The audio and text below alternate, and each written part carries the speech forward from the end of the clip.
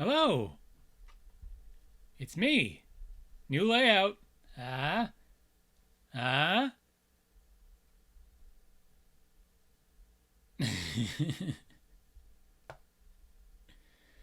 What y'all think? Chalk may or may not look like cocaine, but it's okay. I just realized that now. Like looking at it, I'm like that. I guess that's chalk. Anyway. Hi. Hello. What's happening, y'all? It me, the man. I'm realizing looking at my screen, I need to have like other things on here, but um, I was like, I didn't want to overcrowd it either, so I was like, what would be the best thing? I didn't want to have it too complicated, but in reality, I should have like, I don't know, I should have like my maybe I'll do that for next time maybe. Um, I could probably add it right now. Um, to add the my like social media stuff or something like etched into the wood of the chalkboard or something like that. I guess I could technically do it now. I actually have more space. Alex JP 111, hello. Hi all. Thank you for coming. Gosh, I didn't expect a bunch of people to be here just as I started. Hooray! Which is actually pretty better. Pretty better. Much better. I get words. Anyway, um, probably better because these probably won't go as long as my some of my other streams because um, I mean, if I run out of things to teach and I don't get more questions, then that's that's that. Um, um, but yeah. So how's everybody doing? Um, hopefully everybody's doing well. I had a mild heart attack before, not actually, but Twitch broke and then Streamlabs broke. And I was like, oh, good. Oh, good on the day I'm trying a new project. Twitch and Streamlabs both die for a chunk of time. First it was Twitch, and then as soon as Twitch got fixed, Streamlabs died. So, and that took like half an hour to an hour to come back. So I was like, okay. Decent. How about me? I'm doing okay. I'm excited to start doing this. The plan is every other week, but I mean, it will depend on interest and stuff like that, and also, um, I guess on how much I think I can actually teach people. um, if I go through the first 2 weeks and then I mean I want to come up with like a list of things, so I guess I could just ask people.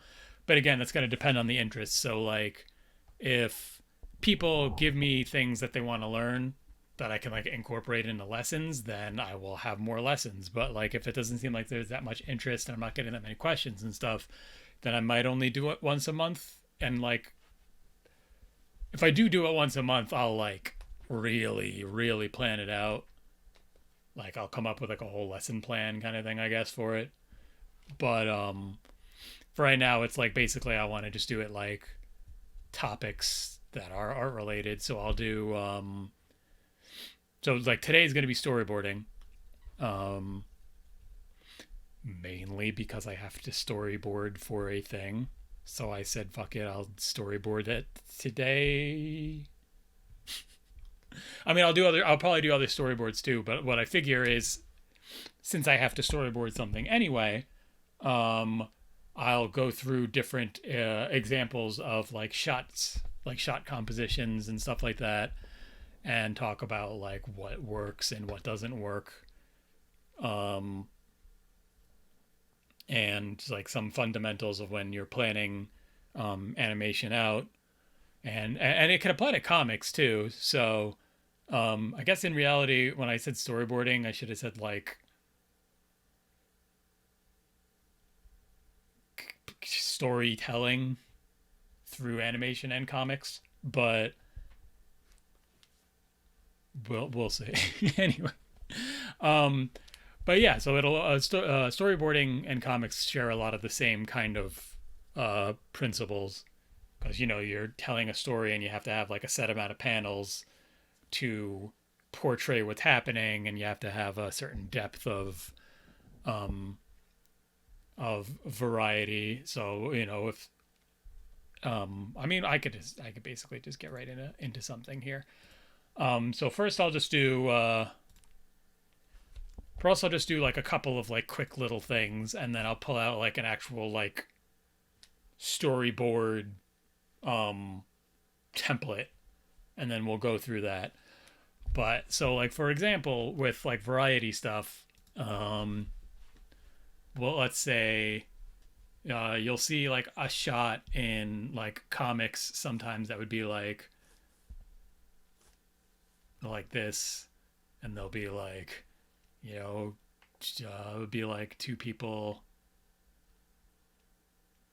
We'll just give this person a flowy coat.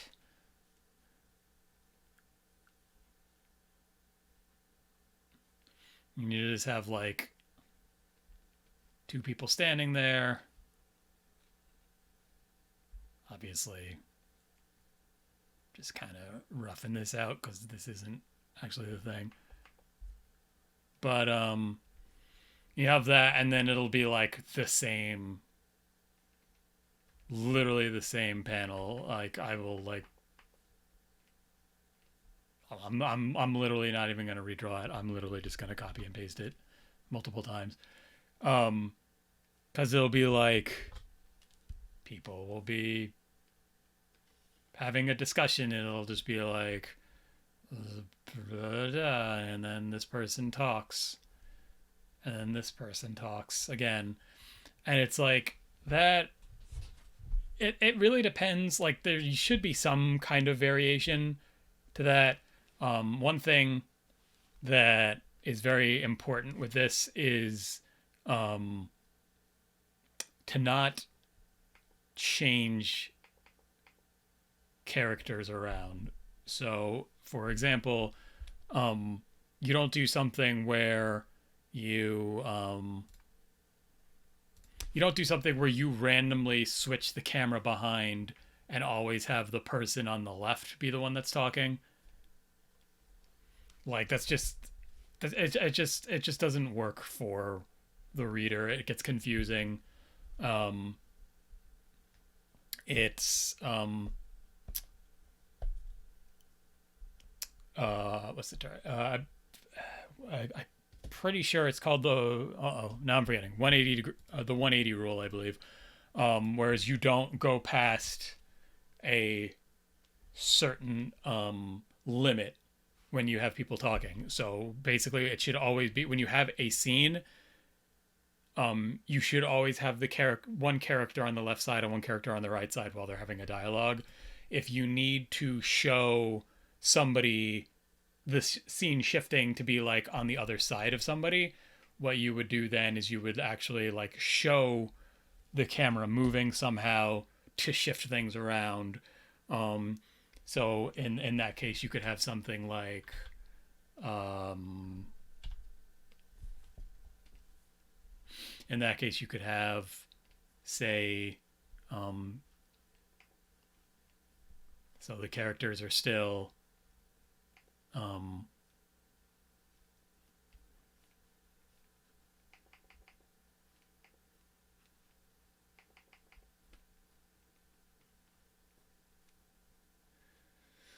still on their respective sides, but it's like you show the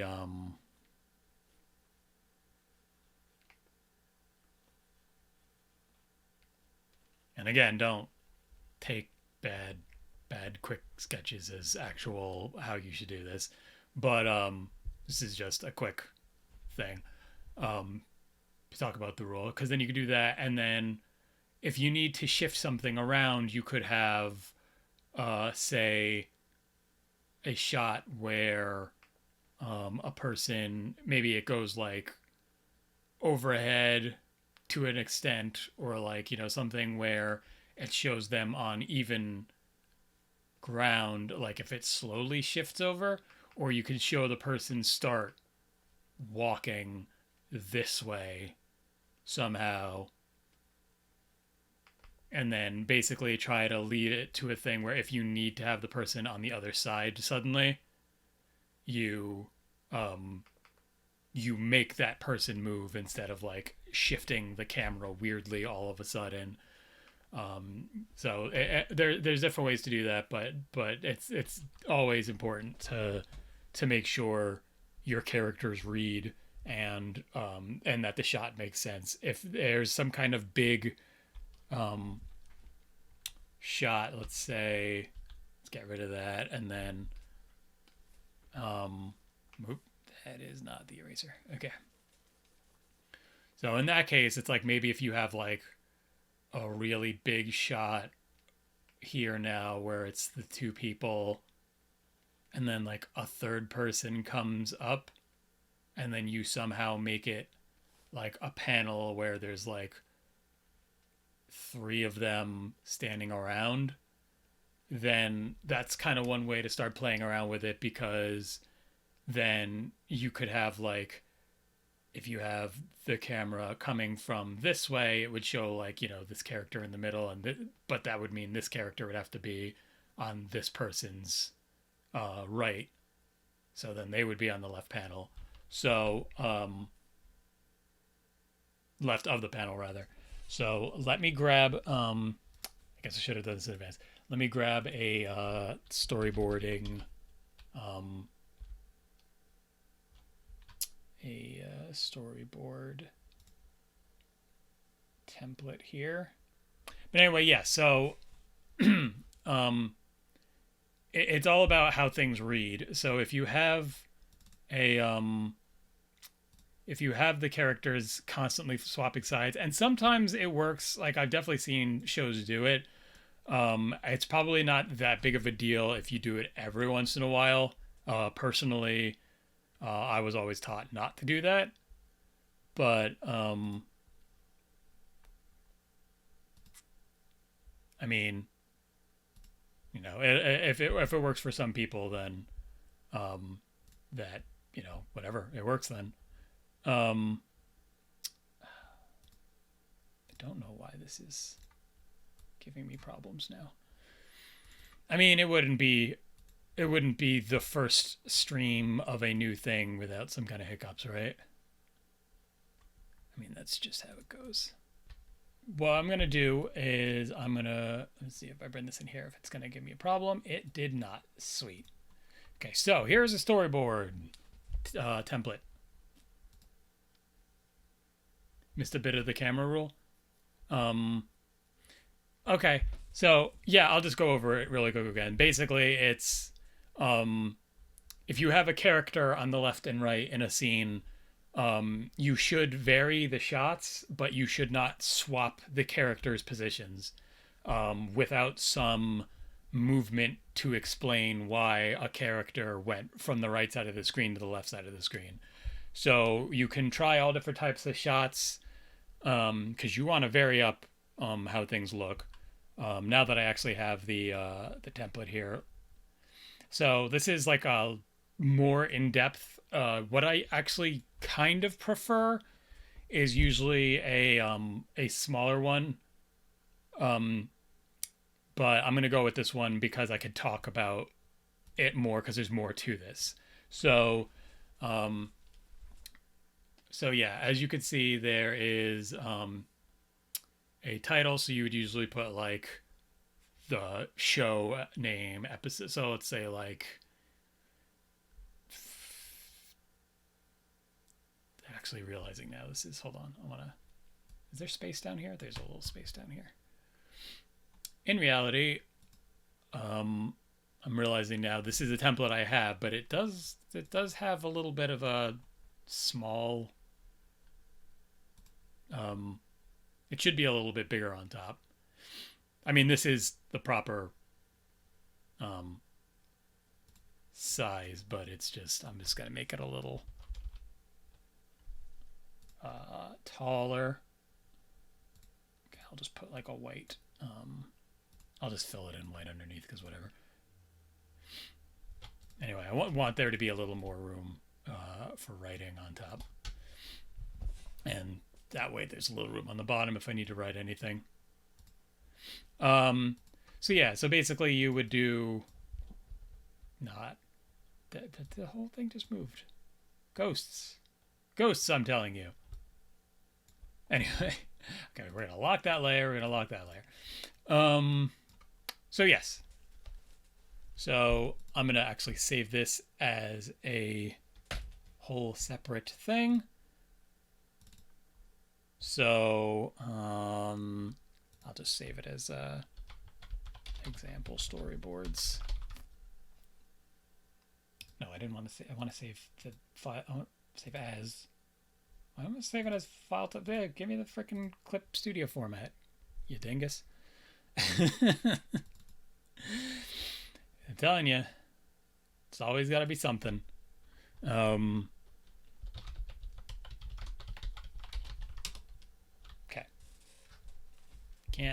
Can't have anything go smoothly. First rule of animation: nothing will ever go smoothly. Nothing will ever go smoothly. Move this timeline down here a little bit so you have more. Okay, so let's say, I don't know, let's make up a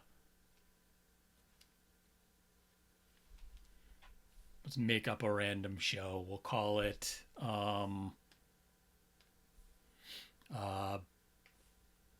first off, let me get an actual color. Beardy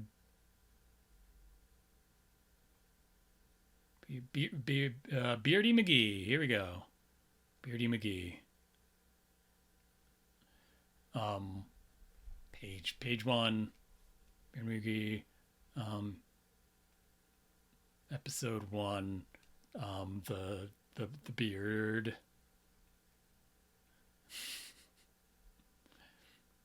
No. Anyway, the beard. The beardening. The beardening. There we go. Anyway. Okay, so let's say scene 1, shot 1, panel 1.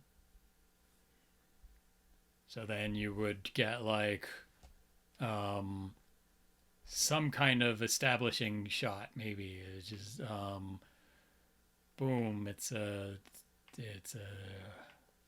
house. 'Tis a house.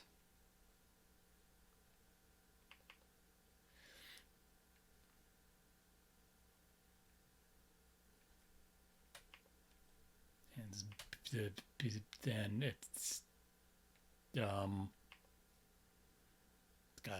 got a beard on it. Oh, it's the beard house. Anyway, I guess that would be hair. Anyway, so usually you would start off with like some kind of establishing shot. Dialogue, none. Action. So you can basically get like as vague as you want. I mean, not as vague, as specific as you want. In certain cases, you could be vague. So with storyboarding, you could be like, say, action setting, the beard house.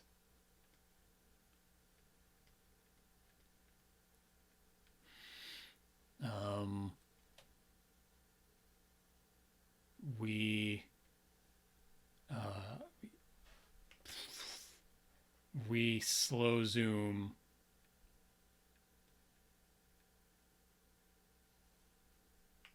Actually, you do the establishing shot first. Just setting the beard house. Yeah, I guess you don't really need anything else there. Sound effects, audience. clapping.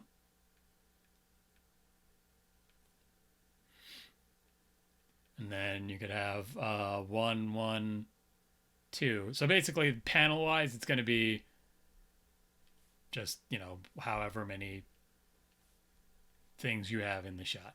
So, shot 1, panel 2. Still no dialogue. Action. Slow zoom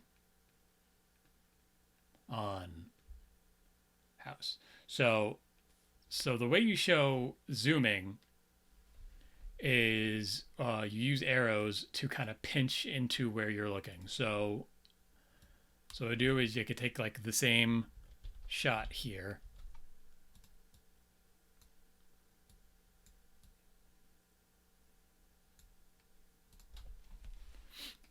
And then you basically would, I don't know why my one brush keeps like resetting to a tiny size, and I don't know why it's doing that.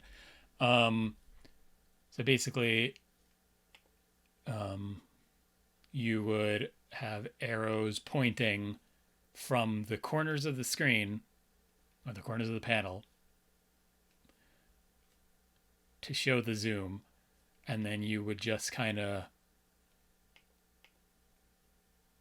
show where it's zooming into. So actually, in better case would be probably zoom into the actual window.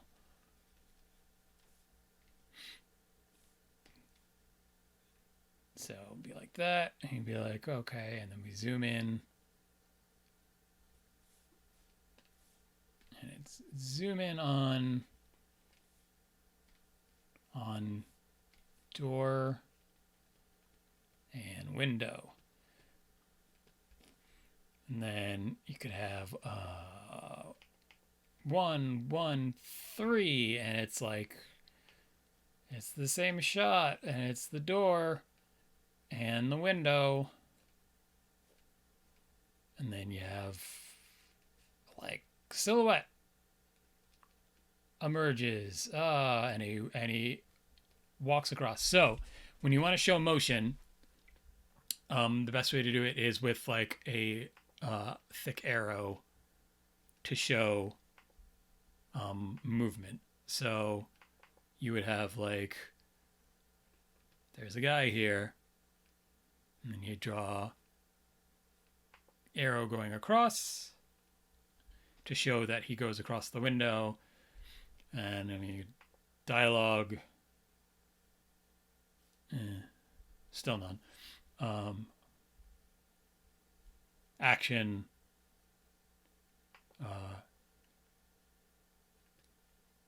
shadowy figure,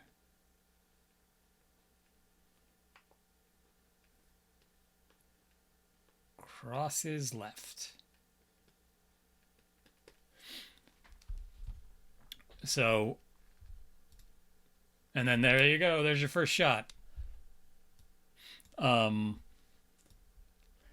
So basically every time something changes, yes. So every time something changes in a shot, you add another panel to the storyboard. So the reason why I usually use a more simplified version of the storyboard is because I try to keep as many panels on the same page as possible. But I mean, this is grabbed from, I don't remember specifically which, but this is from like a regular animation word. Not a studio, like a regular God, what is it? Just like a site that has like resources. There you go. Couldn't think of the word. So basically, yes, anytime something changes, you show it, you explain it. I've definitely seen some people do storyboarding where they don't make it as specific, and sometimes when it's not specific enough, that's when you get weird inconsistencies in the movement, or um, something seems off with a shot because I'm not really thinking of any off the top of my head, but like you could have something where somebody does a shot where they say a whole bunch of stuff on here, but they're not specific, and they could be like, so like a before you show zoom on house, and then the next shot is like the window, and so it could be like a weird thing where they zoom in and then it just the next shot like it like randomly cuts down here if you're not specific enough. So if you don't put in like the actual thing, that's when you start getting the errors. Is when people aren't specific enough. And in all fairness, I should probably be writing better, but um. So yeah, so that's a thing that unfortunately happens. Animators a lot of time have a lot of stuff to do, so they'll get the storyboards and they'll try and go on the storyboards. But sometimes, especially when it's like something that gets a project that gets sent overseas to be animated or something, sometimes there can be that disconnect. So something that might seem obvious to the person writing the storyboard, the other person might not know the intention. And I mean that could be even if even if it's not like an overseas animation studio, even if it's like just some random dude storyboards it and then a studio has to do it. There could be that disconnect because people aren't being specific enough. So if they just show that, so what some people might do is literally not even show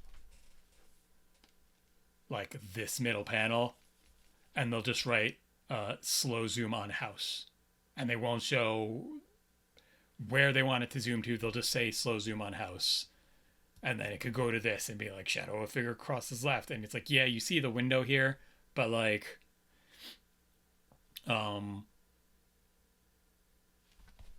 in all fairness, I should probably write something like shadowy figure crosses left inside window,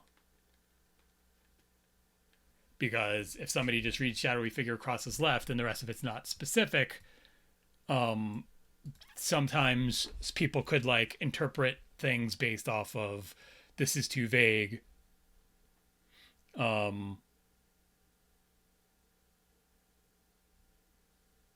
If it's too vague, somebody might fill in blanks themselves. So in that case, it could be even though I drew it small to a point where it's like in the window, someone might read that and be like, oh, well, he just scribbled the person. Maybe the person's supposed to be crossing in front of the house. Like it's like somebody's trying to break in and they show them a shadowy figure walking in front of the house instead of actually being inside the window. Consider that a storyboard, even if I'm the only animator. Yes. I don't do it as much as I should, but to be fair, a lot of the stuff I do is motion graphics, video editing kind of stuff. I definitely recommend storyboarding because it helps you figure out shots. So if you just kind of know what you want to do, it's fine to an extent, but like if you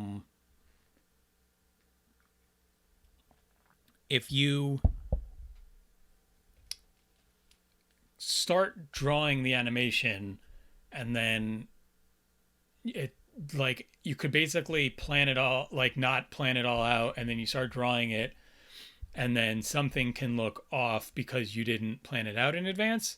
So what I mean for that is like, let's get another example. So say and for this one I'm not gonna use the storyboard panel. I'm gonna use it like as if I'm animating. So without a storyboard, you could be like, all right, well, I'm gonna. I mean, I guess if it's a thing where it's like you are just drawing a person walking in place, obviously you don't need. If you're doing a walk cycle, you don't need to storyboard for that. I mean, you can, but you definitely don't need to. But if you're doing something where it's actually scenes, I definitely recommend it because then you are more organized. So, um, so basically, I would say like if you weren't doing it and you're like, okay, well, um, I'm gonna have this guy um, walk across the screen. And he's gonna be like he's gonna be like kind of sad, and he walks across the screen, and then he's gonna get to like over here, and it's like, it's just like, granted, you could just like straight up not plan it out, but then as if it's only one shot, um, if you're not planning on having the camera move at all, in a way that's probably okay, but then a lot of times when it's like one continuous shot, um, you will still see a extreme amount of storyboarding, and like obviously it makes sense for if there's multiple people, but you want to know, you want to make sure things in your shots are consistent. So like you don't want to be like, okay, I'm going to draw this guy walking across, and then he's going to turn around, and then a thing's going to happen, and blah blah blah, and like say you animate this whole thing, and then you like look at it and be like, well, wait a minute, and then you realize like, oh wait, I had this thing over here, and then he walked over here in this shot, but then in the next shot after he turns around, I factored in that he was turning around, so I thought I had to move that, and then I accidentally put it on this side, and then he's turning around. So it's really like a safety net, even if you're doing it for yourself, so you don't accidentally um, mess anything up with like the settings or the backgrounds and stuff like that. Because when you change things around, you can kind of see it on there. And I know a lot of storyboards I've seen are sometimes almost too simplified, but usually if you actually look in like industry storyboards at like actual cartoons and stuff like that, you'll see um they'll actually be pretty close. They'll at least look like the characters properly, and they'll be like a roughed out background, so they can like keep it consistent with how the background's supposed to look in that shot. um so I definitely recommend storyboarding, um even if it's going to be just you, just so you have that planned out in advance. If it is going to just be you, you don't have to go crazy with it, but I would definitely make sure you at least like um, compose the shots and stuff like that. And it also helps. Sorry, 1 second. I gotta take a drink here. So it also helps with figuring out shot variety. So what I mean by that is, let's pull up the examples again. I'm just gonna this can all fuck off. Um, so what I was saying before was, if you have the same thing 3 times, it can get kind of boring. So what you do here, let's say, um, did I delete that? I deleted that. Whatever. I don't know. C5 shot 3, panel 1.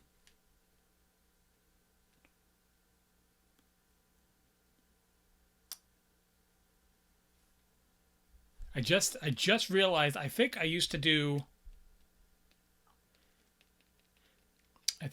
put the panels in order.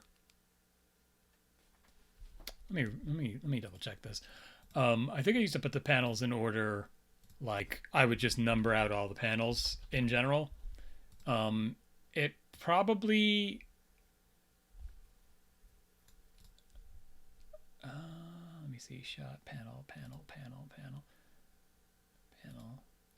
Oh, okay. Well, that doesn't help because the storyboard I have is all one continuous shot. So, no. Okay. So I just did. Yeah. Okay.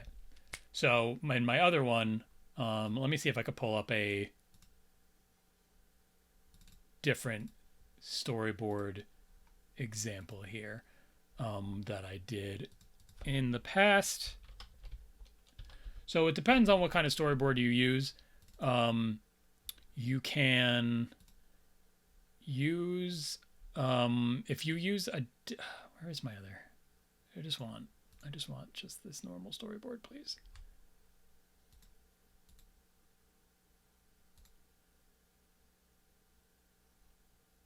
There's a storyboard example that I have right here is not one that I want to share.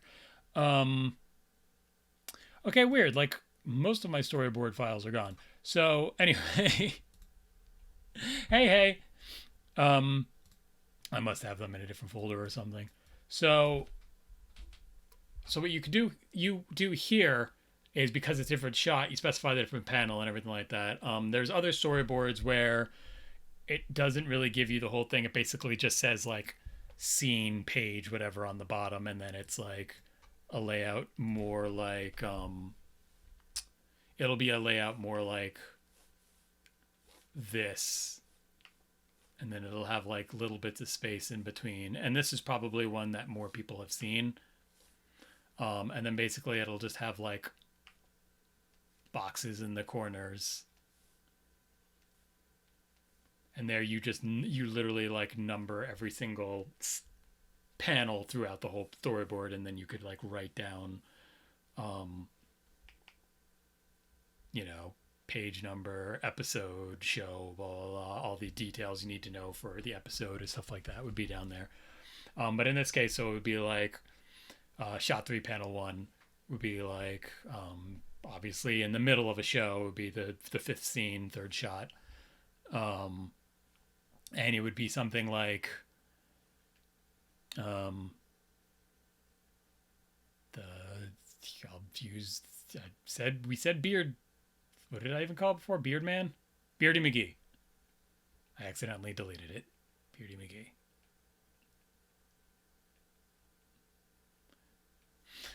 So it'd be like, oh, and it's totally not a self-insert at all. Be like, oh, well, here's Beardy McGee.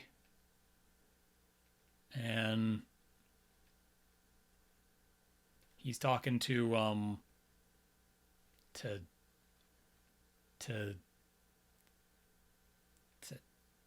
Captain Mustache. I don't know what I'm. Captain Mustache has a sick anime hairdo. So I mean, you could do like a basic, two guys. I mean, especially it's a cartoon. If it's a cartoon, you're gonna have like some simpler shots in there, and he's got a cape, and a mustache on his shirt. So when you want to switch up you have a decent amount. Actually, I have to go. I'll see if I can watch your stream after. Yes, it'll be a VOD. And I'm gonna take the VOD and upload it to YouTube. I'll probably upload the VODs like the week after, and maybe I'll like go through and cut out certain like little bits where I'm like for a while or something like that, where I don't know what I'm saying. Like I'll probably cut out like the first small chunk of this when I was like struggling to find things. But anyway, hey, how is everything going with you? But yes, absolutely. So with the shot variety, you really want to, there's all different types of shots you could do. You could do like different far away shots. So it would be like a full body, and you'd show, both of them.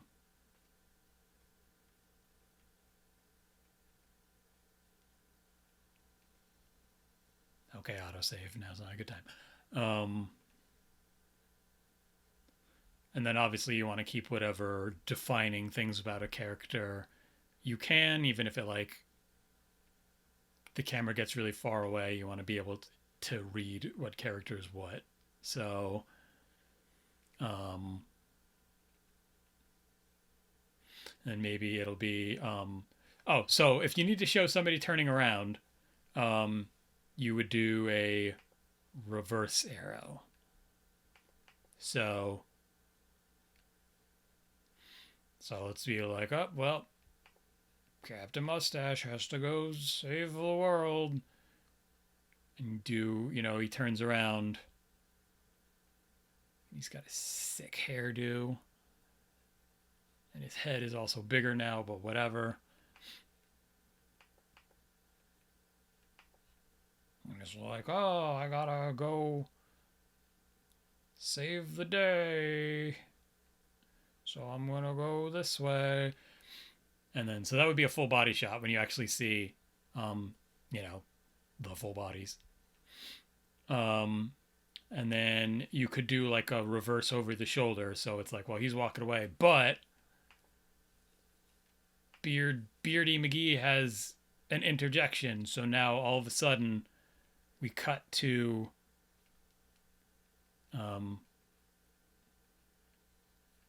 this side. And notice Captain Mustache is still on the right side. Important. Keep him there.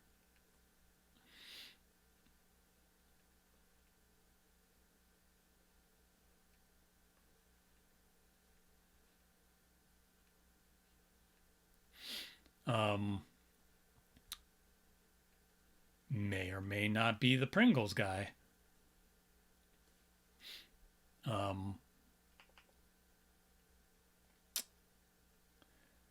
So you wanna add shot variety to keep things interesting.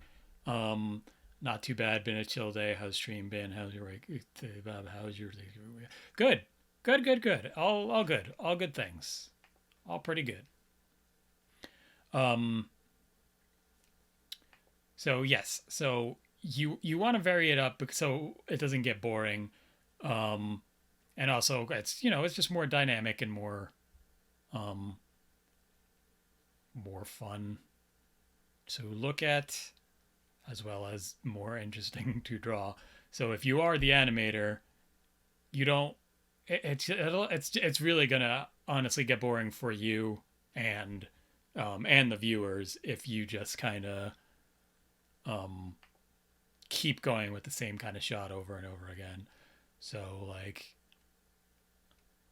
Beard is like, wait, I forgot. There's a big monster. You know, did I give him hair? I kind of did. And you're just like, wait, I forgot. There's a big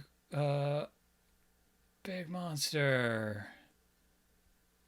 And he looks back, and then you could be like, see, this is why I wish I had bigger thing here. But then you could, okay, so we'll say like page, I don't know, what is this, page 1,000,000? Let's say page 20. Obviously, I could fill in all this stuff now, but I'm talking more about the actual shot stuff, and I'll talk about actually filling that stuff in later.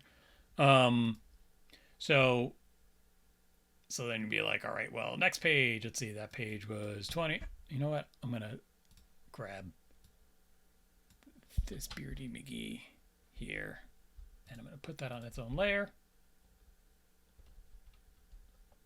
So I don't have to keep doing that.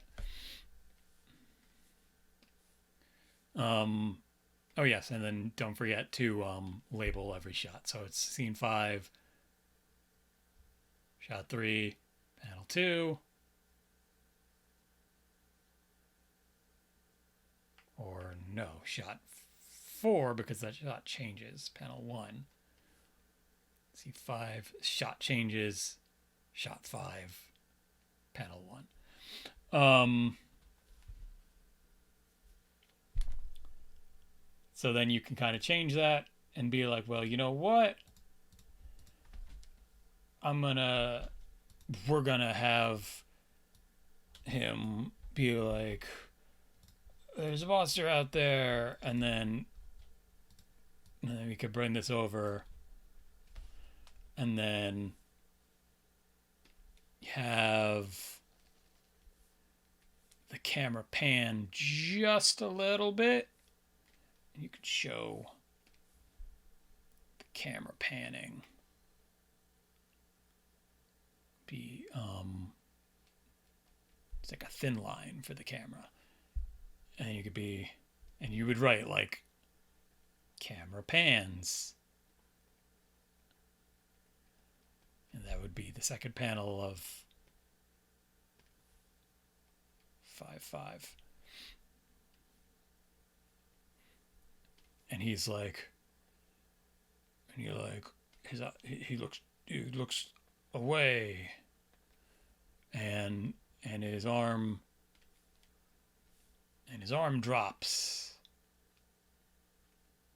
Camera pans. See mustache drops arm.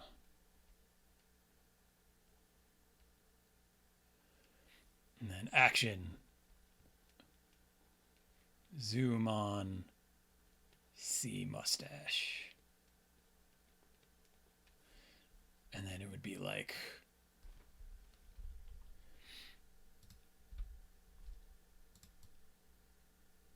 wait, where'd it go? There it is. No. Stop that. Okay.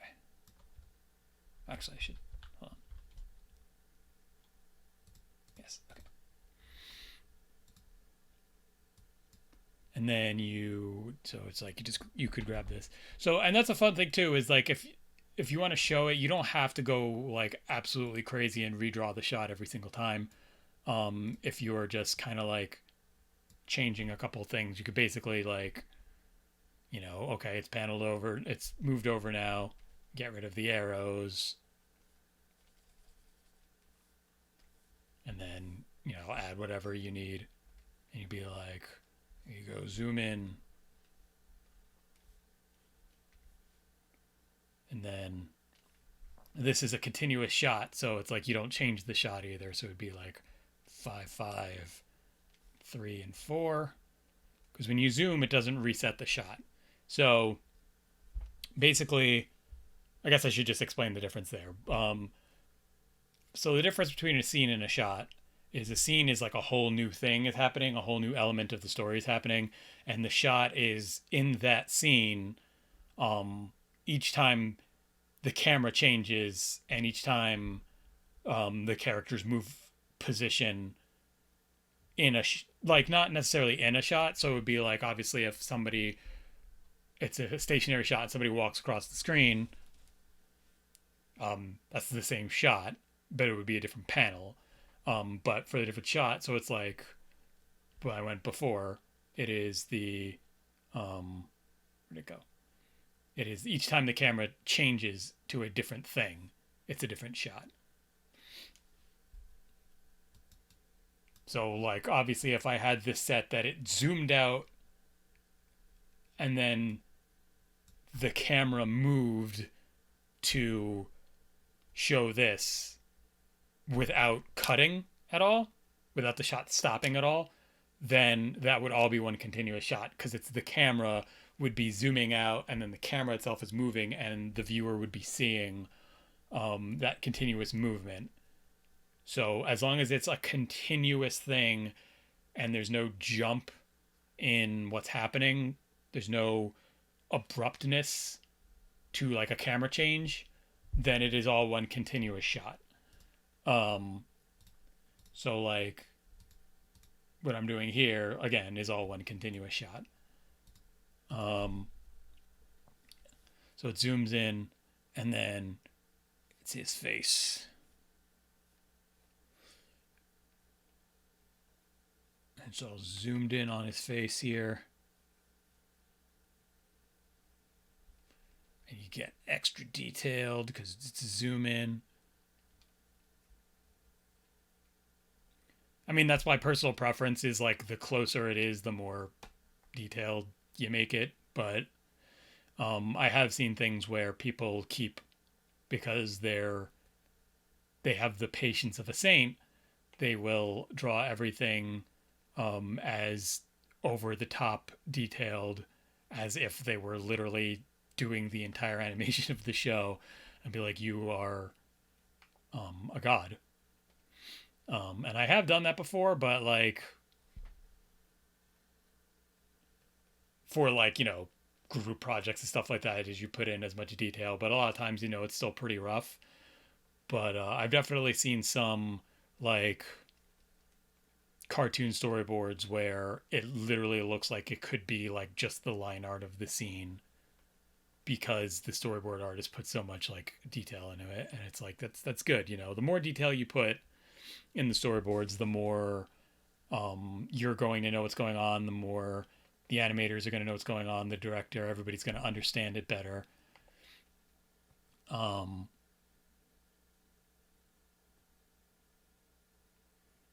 he's like I said, it's a zoom in, and he's like, he's so tired, he's seen some shit, he's so tired.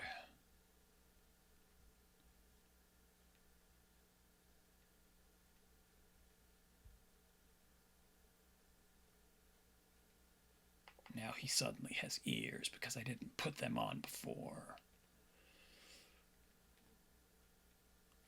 Um, Dialogue. No.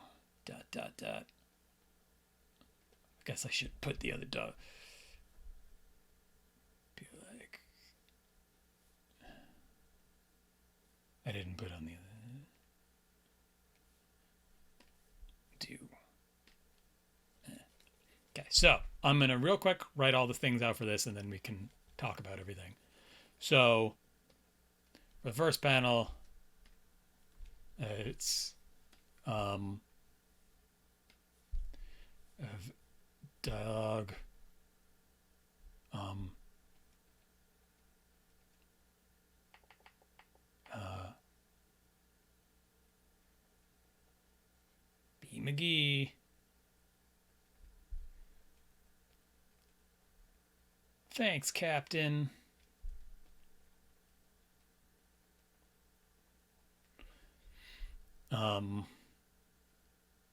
Not really any action. They're just standing there. And then you would have like C mustache. And I guess in reality you could have like CM. You know, you could abbreviate it more. You would have like now I must fly. And then you'd have like a sound effect. Whoosh.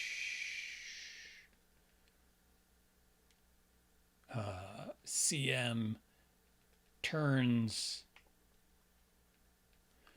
and prepares to take off.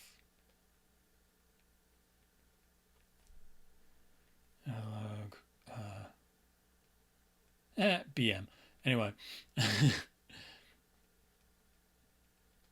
Wait, I forgot. Wait. If you go back, the monster will kill you.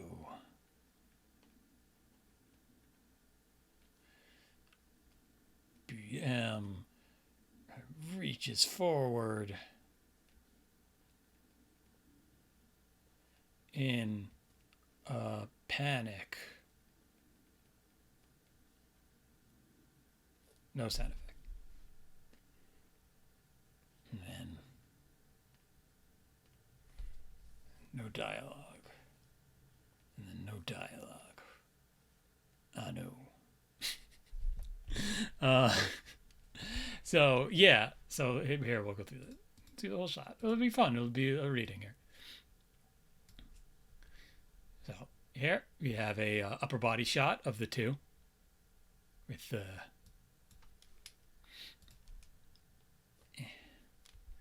Thanks, Captain. Now I must fly. Turns and prepares to take off.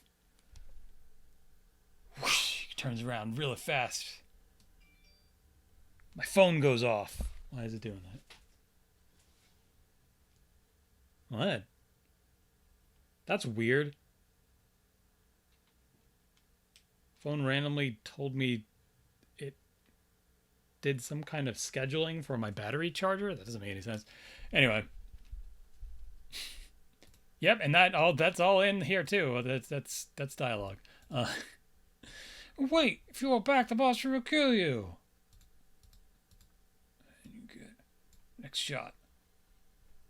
Camera pans, puts his arm down slowly, zooms in on Captain Mustache. Ah, no. So there's just like a little variety there to the different shot types and whatnot. Um, but yeah. Any specific questions so far? Be happy to answer. It's very very possible I did not go over something and people have been like, "Huh?" on part of that. And then I'm gonna go in. So this was just like a brief little thing, and now I'm gonna go in and actually like legitimately storyboard something and talk to you guys while I'm doing it to like show thought process more.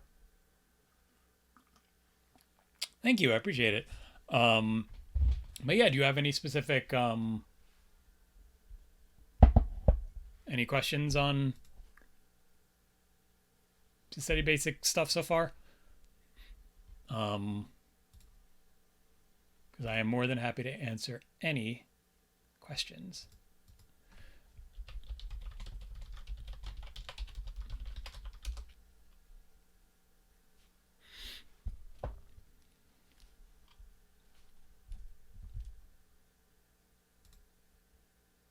An animatic. Okay, so an animatic is basically um an in it's an in between of a storyboard and animation. So yeah, yes. So basically the way it works is you plan everything out with um the storyboard and then it's basically animating the storyboard. So it'll still look pretty. Let me see if I have a an example of an animatic here. Whether I'll actually be able to play it in this program is a toss up, but 1 second. But yeah, so basically an animatic is kind of more. It could be kind of more motion comic-y in a way. So it would basically be like it's not fully animated, but you basically show the storyboard on screen. Do I have?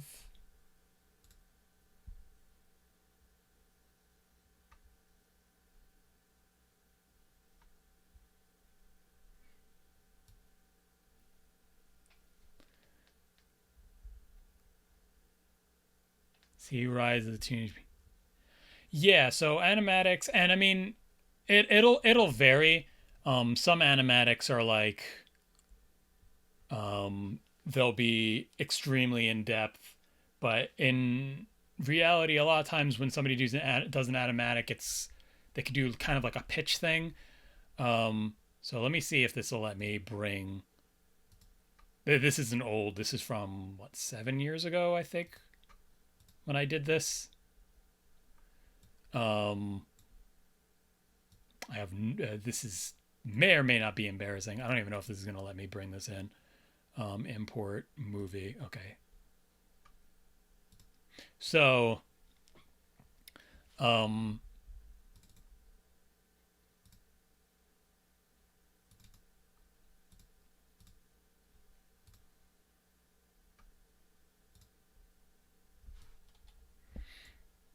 okay. So, oh, it actually put it in here. Is this gonna let me? I don't know. I don't. Oh no. Oh no. I didn't want to. I didn't want to open it in here. Okay. um.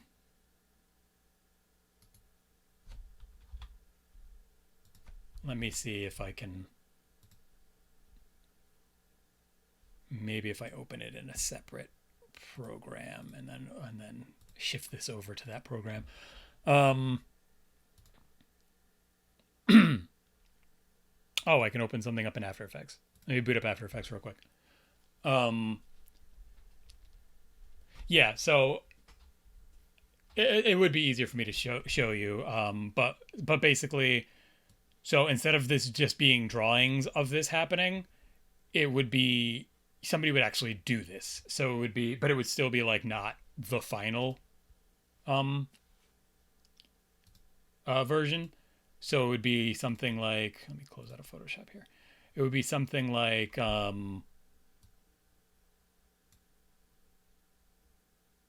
for this panel moving, it would be like, you know, what you would actually see on the screen is the actual like this shot, and it like it is the hand. It's like one or two frames of maybe the hand coming up to show. And in fact, I didn't show the motion, so thank you for pointing that out. So, but you put the hand up. He puts raises. I think I put that up. Reaches forward. Yeah, I did write it down. And he reaches forward. I guess it would be more like a reaches forward. So you would see like that animation quick of here. You know what? I'll act it out.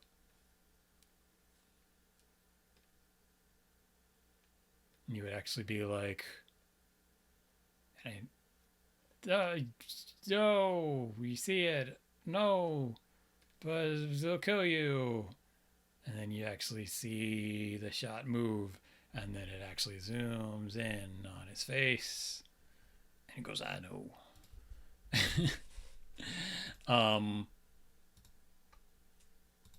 But yeah, let me see if I can, or even just QuickTime. I guess I could just. Let me see if it will just let me capture.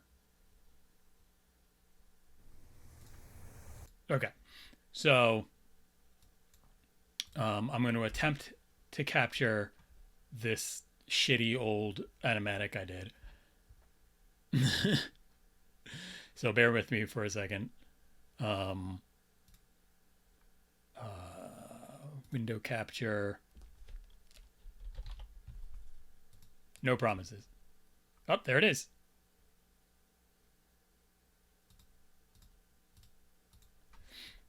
So I'm just going to lay this over real quick. So this is a shitty animatic I did almost a decade ago. I have no idea how loud this is going to be. I'll turn it down on here a little bit. It's probably terrible audio quality because I just grab like random sound effects and stuff too. But anyway, so here we go. So here's an animatic. See, just very rough animation showing with the arrows.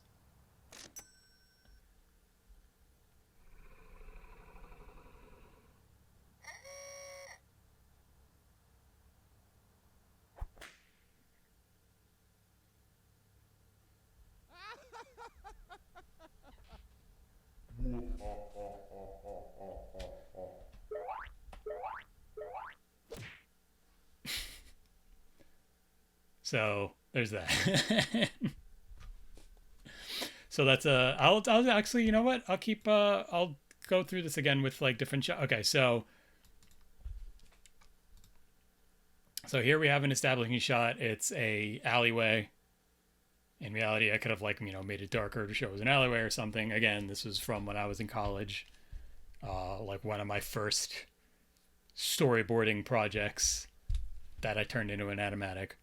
So, and they have like a thing like, oh, I have $1 going by to show thing, and then I have here, and then see, you keep the arrow on there because you're just like showing the movement, even though you're seeing the movement, you know, whatever. It's, you keep the things on there. You have guys breathing heavy, so you're just showing like rough frames. So, you know, it's like, oh, he's running in there, and you have the arrow pointing, and he opens it up, pulls up the money,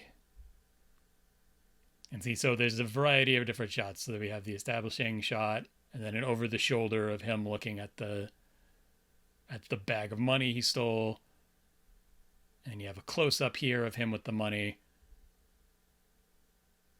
And then you have like an upper body shot, but it's like got the money, so it's like a focused shot.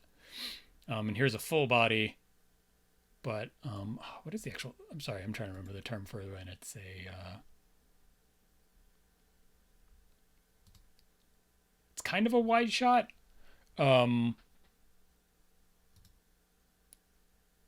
But basically, yeah. So it, and then it shows this shadowy figure, and you go from here and you follow it up to show like, oh, how tall it is.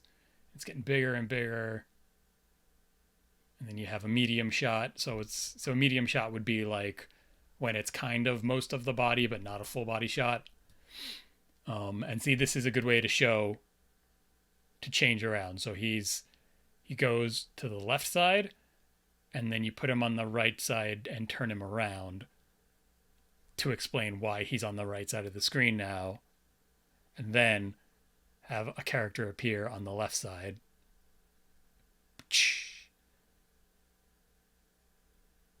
And now that's their established left and right.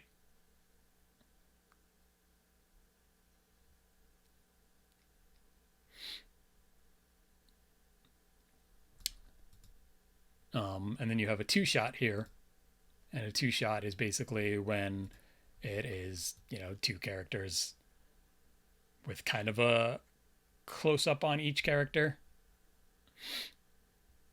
And then there's a close up there. Or it would be considered extreme close ups when it's like really right up on the face. And then jumps left and right, left and right. He moves to the right and then punch. So there you go. That's a basic animatic. And again, sometimes you'll see animatics that are like more motion comic-y where there's like not even really animation there. It'll just be like so like this basically, where it's just showing the movement.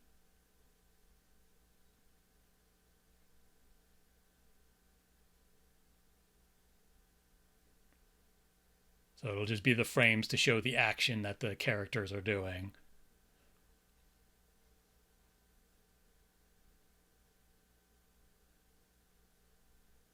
And then like this is actually like just an actual rough animation here of the, and I mean obviously that's relatively simple animation, but again, so usually it is simpler animation, and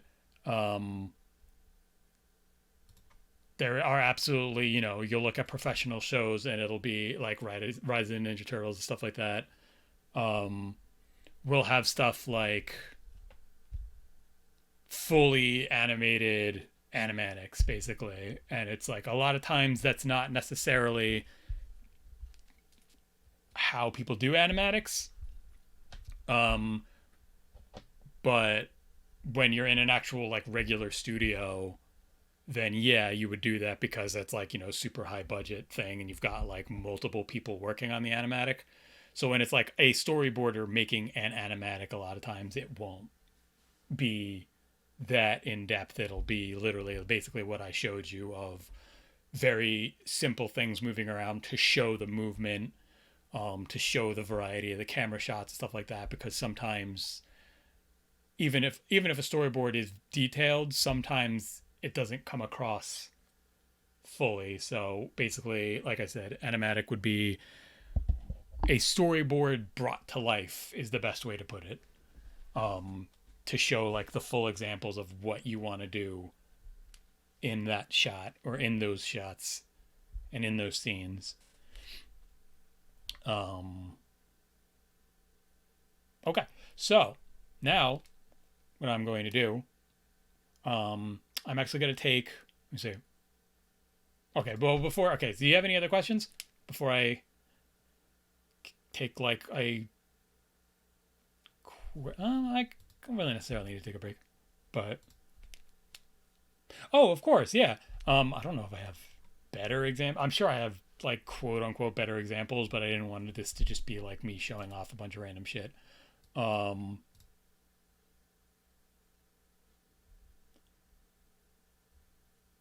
and I actually, I don't. I should have other ones in here, but anyway, that's probably the best example I have in terms of like different variety of different shots and stuff like that. Um,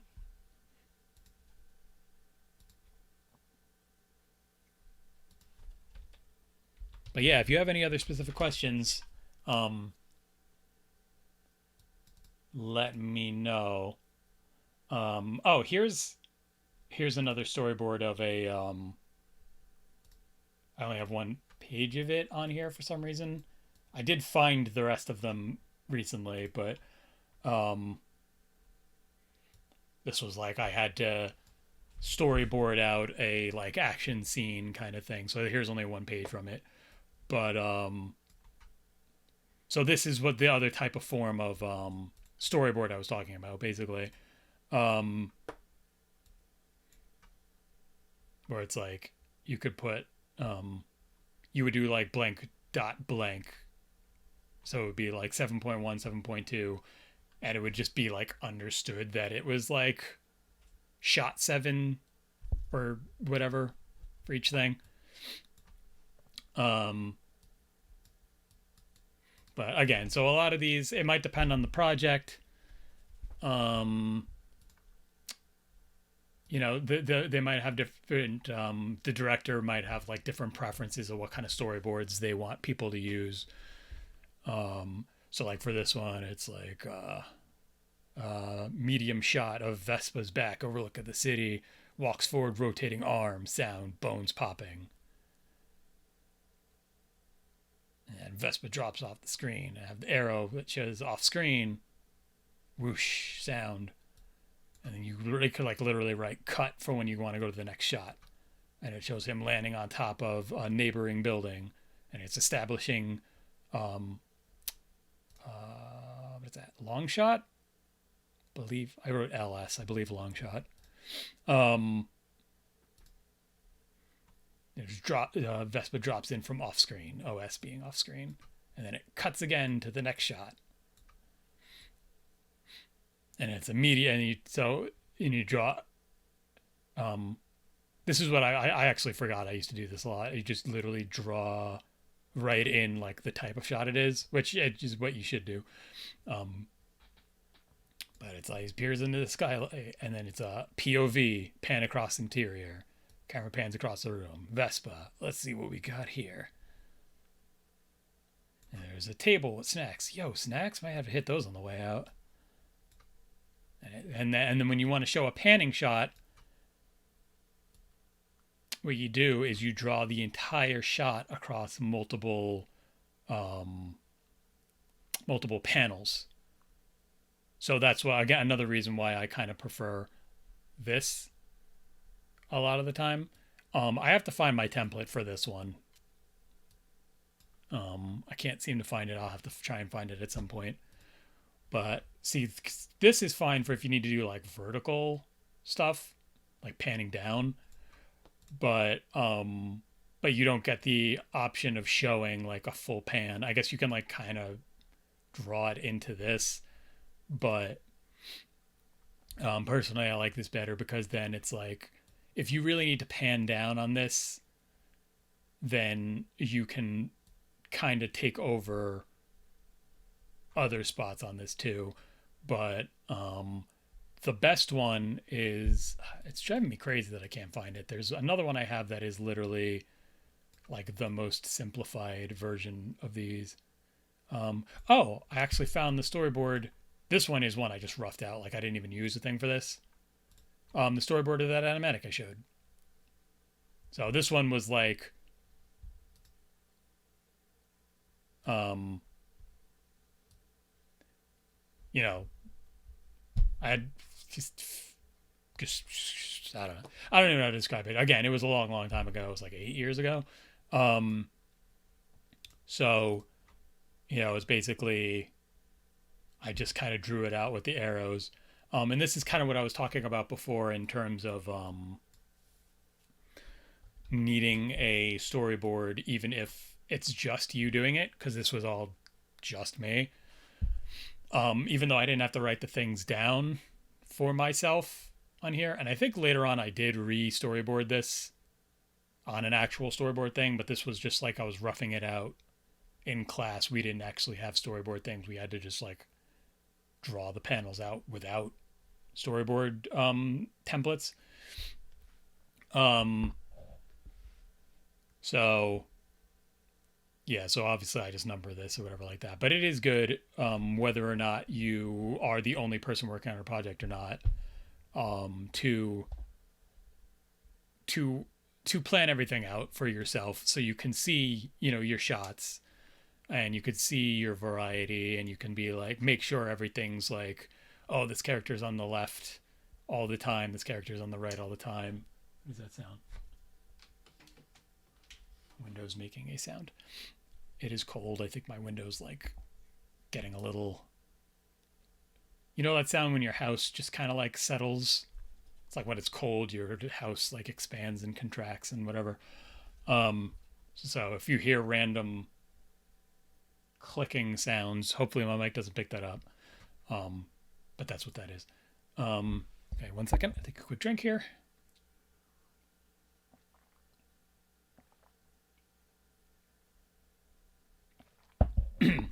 Sorry, I'm going off on like the little tangents explaining things, and then I'm like falling behind on chat.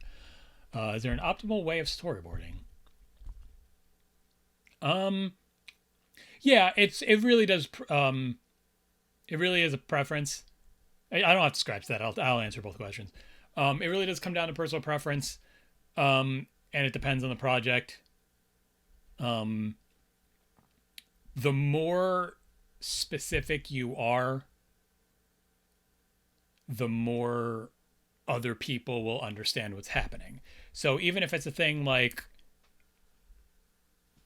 say you want to try and pitch something, and you don't have a lot of time to pitch something, you're not going to have enough time to make an animatic. So you're like, well, maybe if I storyboard something, like if there's some kind of like, say there's some kind of like contest thing that animation studio's putting together for like a new project, like a one shot cartoon or something like that, and you want to present something, but you learn about it like 2 days in advance, and there's no way you can get an animatic done in time, or obviously a full pilot kind of thing. Or sometimes people might be like, just send us concept storyboard and concept art kind of thing for something you want to do. In that case, you want to be as detailed as possible so they can see what's going on. So in that case, you probably want to use something more like this that has, I moved this whole thing over, that has the scene number and the shot number and the panel number and the dialogue and the action where you write literally everything and the sound effects. And I mean, there might be ones out there that are even more in depth than this. But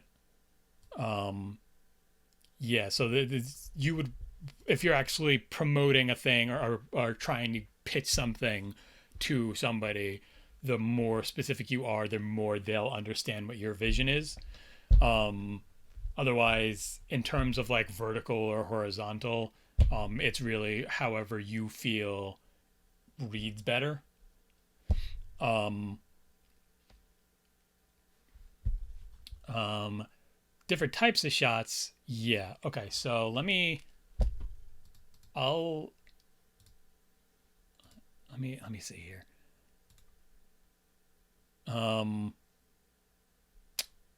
So I went over a couple of them before, but let's say, so I'm gonna just break this into four, or you know what? I guess it makes sense to do it on here. Okay, should I kill this?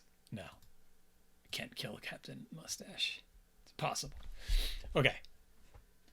So we'll let's see. So there would be so many different types of shots. Okay, so establishing shot. I'll just write them on the sides here. I'll write it in the action anyway. So establishing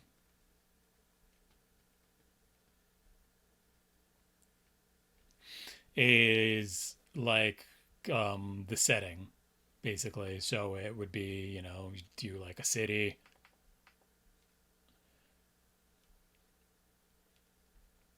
Like a city background kind of thing, and then you have like could have like a park here or something, and then you just have like a couple of people running around or something like that. So yeah, it's just basically the setting. Then close up would be,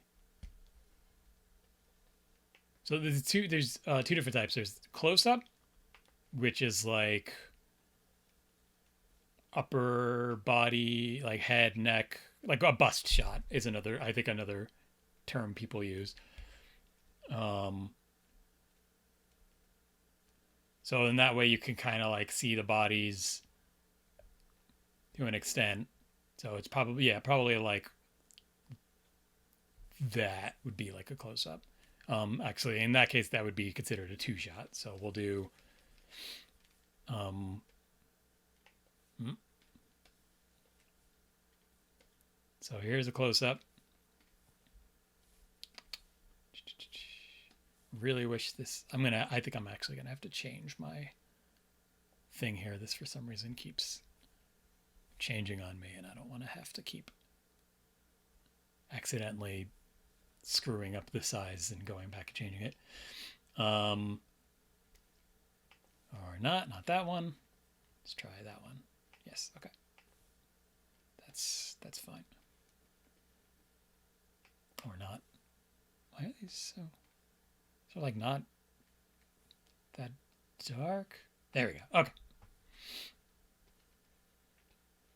So it'd be a close up. And then you have the actual face shot.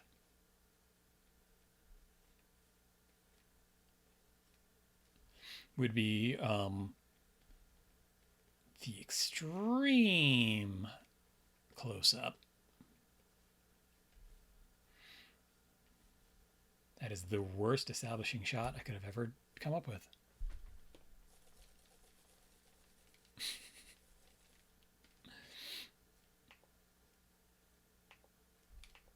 Although, to be fair, I don't do a lot of backgrounds.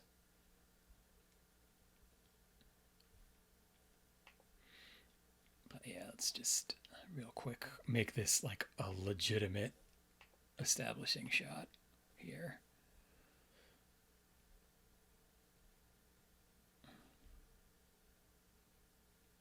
And one thing to do, so say you want to do like a city like this, and you have like a bunch of different buildings. I guess it would like infer that whatever building is in the middle would be like the main building, like the actual building that something's taking place in. If you show like a building and then you show somebody sitting in an office chair, you can be like, oh, that's the building. But a good thing for that would be like either you do an establishing and then you do like a slight zoom to focus on the one, or you would do something like an establishing and then you would like cut to a second establishing shot of like say this is more like further away and it's like a bunch of buildings, and then you cut to a second establishing shot specifically like close up front of that building. So that would be a good way to be like, if you want to show that it's a big city, you know, you do an establishing shot that shows like an overhead of like the city or like the skyline or something, and then you would do the second establishing shot of this specific setting, the specific building that the character would be in, or like a zoom in on like the name of the buildings. You could have like a zoom in here, like you could do let's call it I was gonna say let's call it Dunder Mifflin. I didn't draw Dunder Mifflin though. Well, we'll say it's the New York branch of Dunder Mifflin. So it'd be like Dunder Mifflin. And yes, live action shows will have storyboards.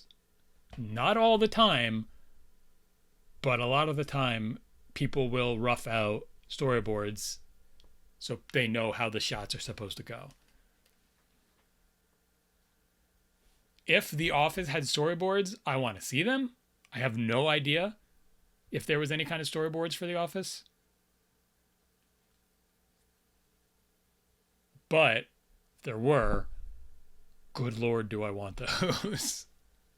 That would be incredible to have a copy of the storyboards. Anyway, so it'd be like Dunder. You have this, and you have multiple buildings. Dunder Mifflin, blah blah blah. Starbucks. I mean,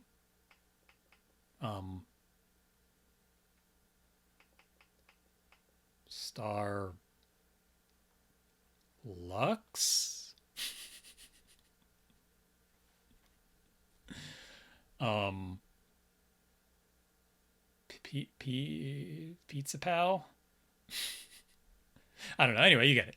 So you could show multiple businesses, stuff like that, and then you would do like another establishing shot that would be like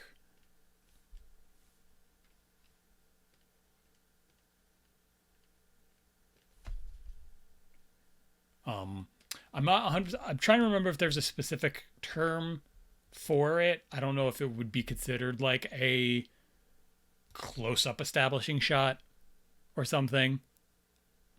Um it might be.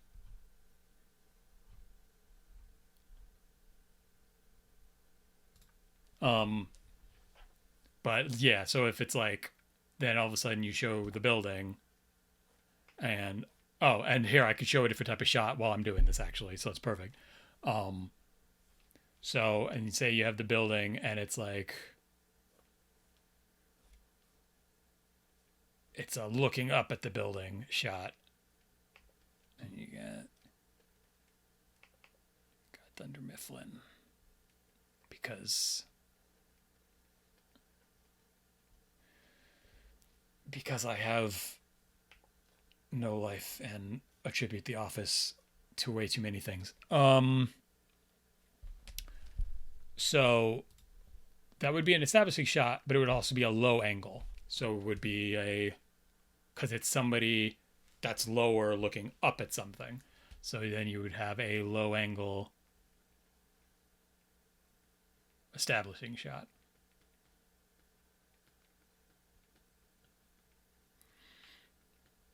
And the reverse of that would be a high angle, which is like it's going to do its autosave that it doesn't need to do. Okay, so a high angle, would be that you're looking down. No. You're looking down at a thing and say maybe this one is like maybe Dunder Mifflin's up here now. But yeah, so the type of angle you use is a variation of shot also. So I mean, you could technically have like a close up low angle, a close low angle, a medium high angle. But usually when it's like a low angle, it's like if you need to see something overhead. So it would be like a guy, there's a plane going by and the guy's looking up at it. So that would just usually just be considered a low angle shot. It wouldn't necessarily be a low angle close up or a low angle medium. It would just be like a low angle. And then if you have like a person sitting and you're sitting on a bench, say,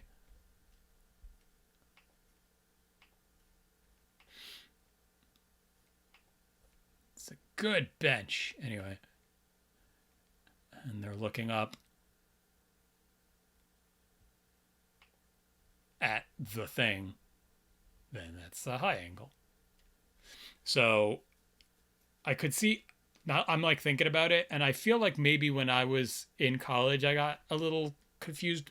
Not necessarily confused, but it was like um it would feel like when you're looking down at something, it's like a lower thing. So it's just like the angle of where the camera is at specifically. So if the camera's low, it's a low angle. If the camera's above something, it's a high angle. Um, so then a medium. Let's have. Oh, you know what? I should. Did I delete that other stuff? I did not, or I did. Okay, whatever. Anyway, so a medium shot would be like kind of maybe up to the waist or hips, kind of. So that's like the kind of that's like the I guess like the kind of one of the more common shots is that when you see like people talking and you show like you want to show like everything they're wearing to an extent, but like maybe not the whole outfit, or you don't feel like you need to see the whole body because that would be too much. So that's your basic um medium. um let's see. So then there's also OTS, or over the shoulder. I guess I don't need to be deleting these. um and OTS, over the shoulder, would be, let me actually write that out.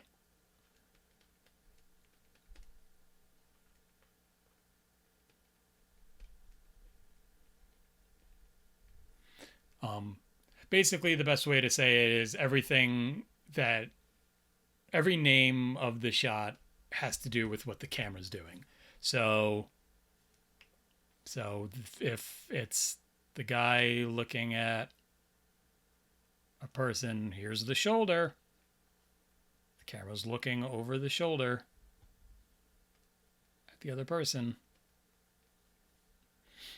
So over the shoulder.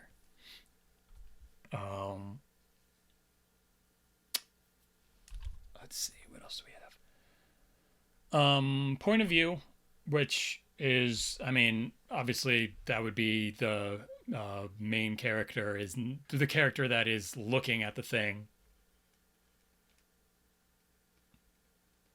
is not in the actual shot. So that would be, so continuing with these two people talking, that would be just all of a sudden the other guy is like on the screen and he's like looking directly into the camera.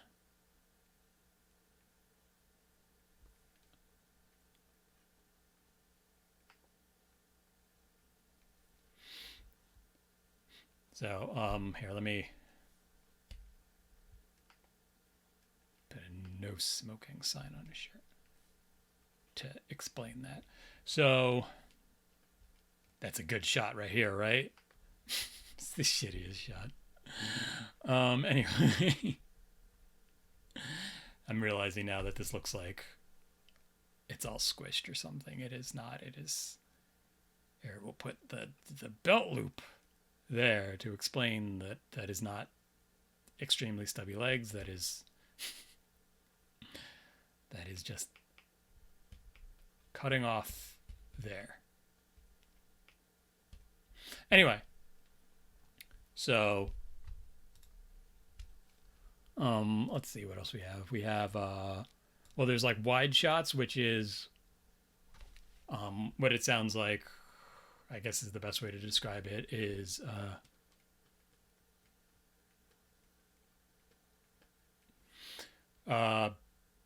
basically to just show like a sorry, got autosave. Continue to autosave. Okay. So as a wide shot, it would basically be like one of those big establishing shots that has to show like a whole bunch of stuff um, without wanting to pan, usually. And I mean, you could have a panning wide shot.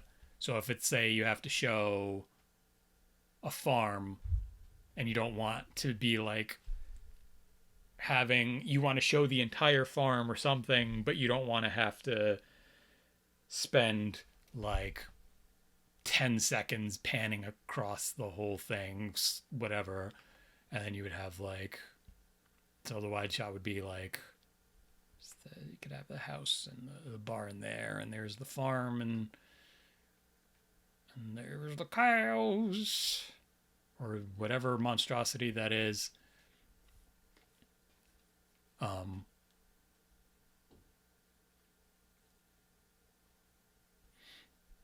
but yeah, so a wide shot is basically just to show a larger area that you want to be able to see a lot of, or it could be if you need to show two characters standing very far away from each other. So, for example, if you're having like a cowboy duel, and you need to show both of them standing far away. And there's the tumbleweed, and there's the whatever. You know, so that would be it'd be a wide shot because you're trying to get a bunch of information into the shot, basically. So you're zoomed out basically as far as you could go while keeping everything recognizable.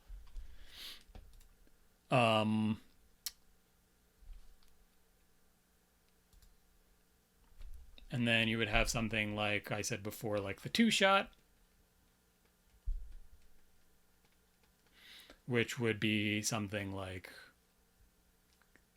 kind of the opposite of that, where you would have the two characters like pretty close.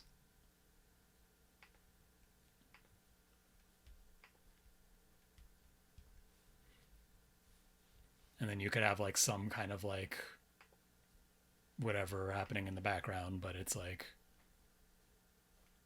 kind of like a thing of like cut in half, and it's like kind of it's like matching basically the shot. So you could technically have like you could technically go from like a wide shot to a two shot, and it would be like the camera would be like cut here kind of, so it'd be like zoomed in on his face and his face at the same time, and it's like cut here or something. You'd be like, I'm a cowboy, baby. Anyway, so hey Ty, what's happening? I'm just explaining different types of shots. How's everything going with you, Ty? Let me see. What are some other good examples of shots? I'm trying to think. Give me 1 second. I'm just trying to remind myself. But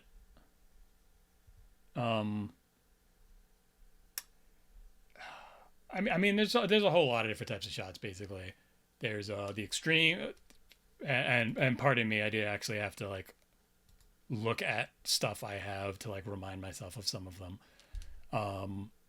But yeah, so I did say, okay, I mentioned it before, but I forgot to actually write it down. The full body or the full shot, which would basically be like, what I said, full body. I always refer to it as a full body. I think it's just called a full shot. But that's literally to show, a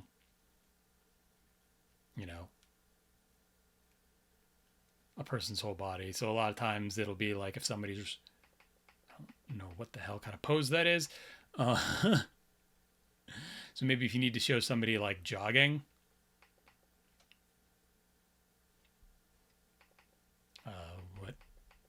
what kind of pose is that? Okay, let's say somebody's power walking, maybe. Okay, so a good thing to use the full shot for that would be like you want to show, maybe you want to show what they're wearing.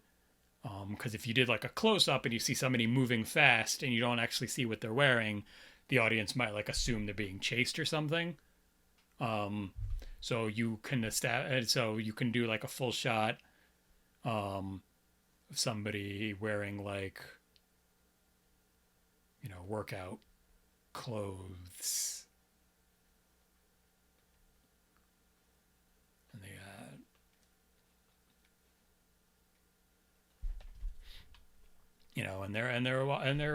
they're briskly walking, kind of thing like that. So basically, a full shot is to like really show the full character. If you need to show something with the outfit they're wearing, if you need to show a full body action they're doing, you would go to a full shot.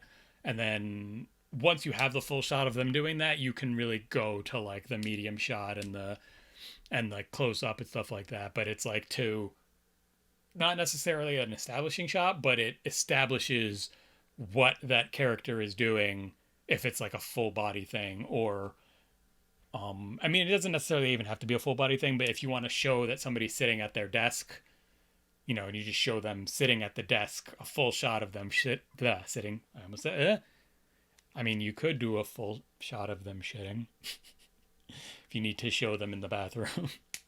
But yeah, you could have them sitting at the desk. Stuff. Not too shabby. Took a bit of a vacation last week from work.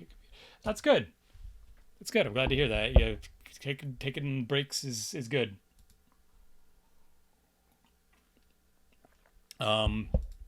But yeah, so basically for the different shots, you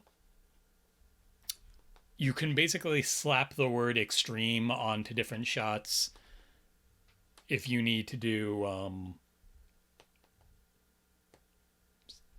something that is so like an extreme wide shot would be like showing two people standing off a cliff and you want to show, here, I'll do that. You know what, I'll just draw it.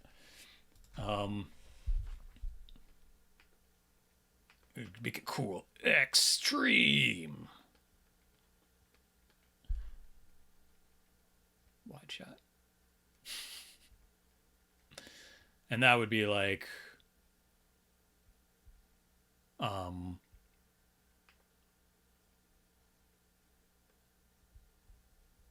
be like a Breath of the Wild kind of somebody's standing on the cliff and you're showing the whole, you're showing like the castle, and then you want to see like the like Death Mountain in the back, and you want to be, and you have like a forest or something. I mean, I'm trying to remember how Breath of, but that's you get it.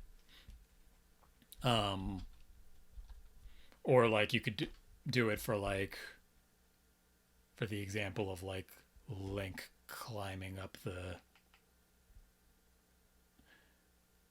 mountain, and then you want to show like what time of day it is and like where he is in relativity of the world. So here's, again, we'll do like Death Mountain or something. And then you'd be like, well, it's nighttime, so here's the moon and it's a clear sky, so we want to show it's nighttime. Oh gosh. I should really stop like doing such a lazy job of some of these. Oh my goodness. That's not much better.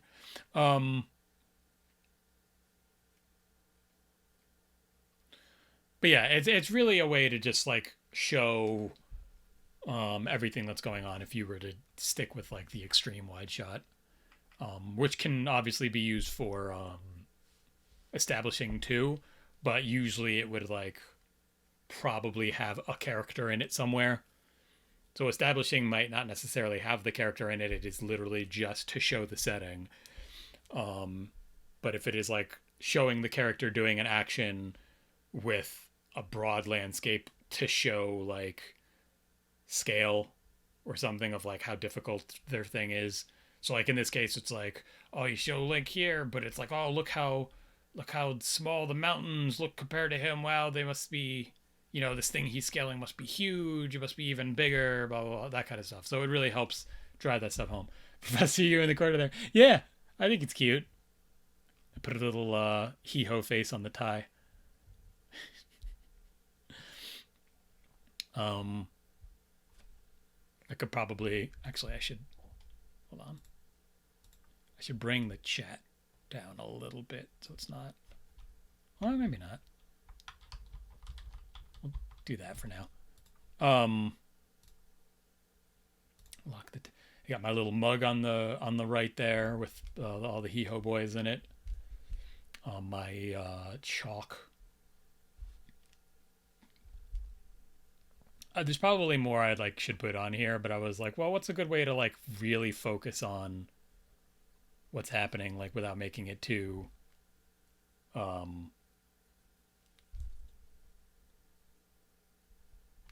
too busy.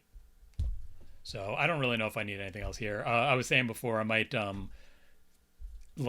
make it look like a student etched something into the chalkboard, the wood part here. I might etch my my Twitter username, Our Brave Hero, on the bottom here or something like that. Because on my other layout, I'm going to switch over my other layout for a second. Badoom! I have, this is my older whatever layout, and I have other information and stuff. I'm not playing Genshin Impact. But anyway, so yes. So do we have any other questions so far? I'll ask that while I'm just trying to look and double check specific other shots. But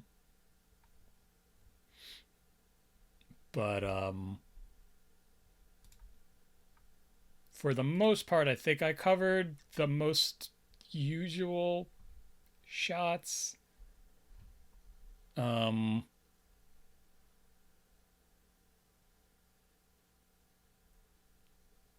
There is, okay, that's right. Technically, it's still a medium shot, but there is something called the cowboy shot.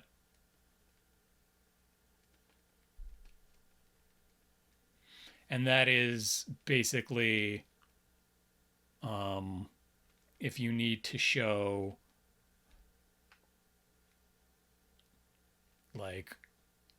somebody's holding a gun, and then you do that.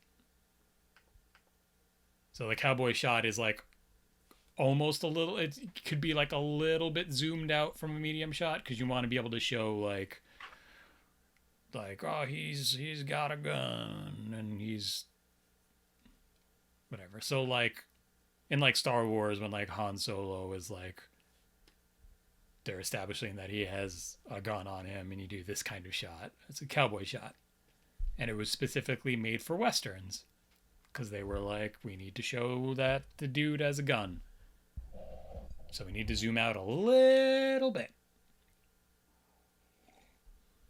I guess I should make him a cowboy.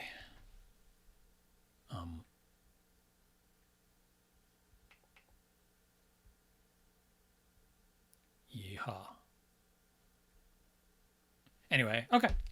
Do we have any other specific questions about shots or anything? Because if not, I'm going to take a quick break, and then I will come back and we will put together a storyboard. So if anybody has any questions, let me know. I'll give y'all a minute, because I know Twitch takes its sweet time catching up.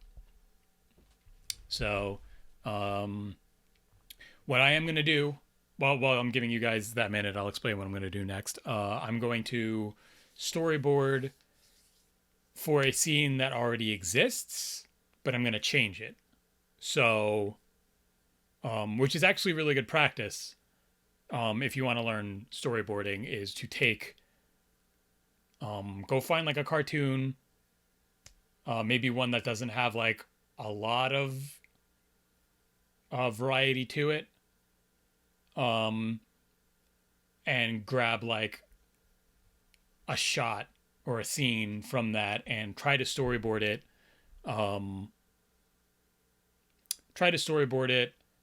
with different shots. So here's I guess like Family Guy would be like a good example of something that doesn't vary its shots all that much. I mean, I know they do some varied shots, but they don't vary them that much. Um, so like if you were to take a cartoon like that, or like say Flintstones, even Flintstones is probably a good one, uh, and be like, what can I watch this shot of the just a conversation, and it's just them a constant back and forth, and it's like goes on a little too long. It's like a minute of just them going back and forth and no shot variety because it's the Flintstones. So what you could do there is basically storyboard um, the shots. So you would like write down the dialogue and stuff like that that they're saying, and then you would like cut to a different shot. So it would be like instead of them, full body shot on the screen for the whole 30 seconds in a shot, you could do like, well, let's have 5 seconds of um 5 seconds of the medium shot, and then we'll do like an over the shoulder. Let me get all the different. Okay, you do like an over the shoulder of like Fred talking to Barney, and then be like, oh wait, but in the last 5 seconds this thing happens, so let's do a two shot of Fred and Barney arguing, and you have one on the other. And you could put like this like slash line in the middle to show that they're like actually not that close. So you could show like different parts of the background behind them. So you know what I mean? So it's like play around with the variety. It is a lot of fun to do. I've done it before. Um, Another thing that is a good exercise. Do I have it here? Let me see if I have it here. Um, I might have drawn it by hand. In which case I won't have it on here.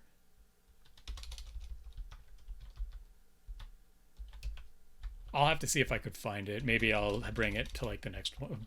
Bring it like it's an actual teacher. um, I don't think I have it on here. Um, but one thing that is good practice is to just watch something, um, and and you can watch it like a couple of times and like maybe pause at different shots, and then basically make what you think the storyboard would have looked like. I did that in college for A Bug's Life. I took a scene from that, and I basically just was like, all right, so this is what happens in this scene. Um, I'm gonna try and, like I said, basically just make the copy this. Don't even change the shots. You like copy the shots to your best of your ability, and then fill out the information. And like if there's movement, put in the arrows and stuff like that, and try to. It's a good way to like learn how to storyboard that way, is by watching a cartoon or something, and then drawing a storyboard of what you think the storyboard will look like for those exact shots. So I'm gonna take. You know what? I should actually have some music playing for walking away. I guess. Let's boot up Spotify real quick. Um, just play "Bury the Light" while I'm walking away. Um, peace and tranquil. Okay. Sorry, I'm gonna feel like Hat in Time has been a good go-to music for me. Uh, so okay, I'll be gone just a couple of minutes. I'll be right back. Oh, I just realized that my break time is going to say the wrong thing. It's still going to say Genshin Impact. I got to change it because it's a different font and everything. Okay, I'll be right back, guys. Yeah.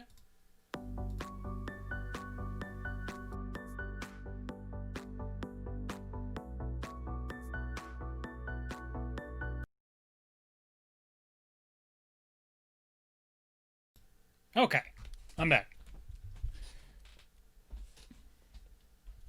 Hello. It me. Excuse me. Okay, so now I am going to work on a storyboard. So there. I'm just going to grab a random one. And for that, you could just look up, if you just want a random storyboard template or different examples, just look up animation storyboard template or just storyboard templates. You should be able to find a bunch of like different ones, and then just pick whichever one looks best for you. I would recommend getting one that has, here, I'll grab a couple of examples. So there's like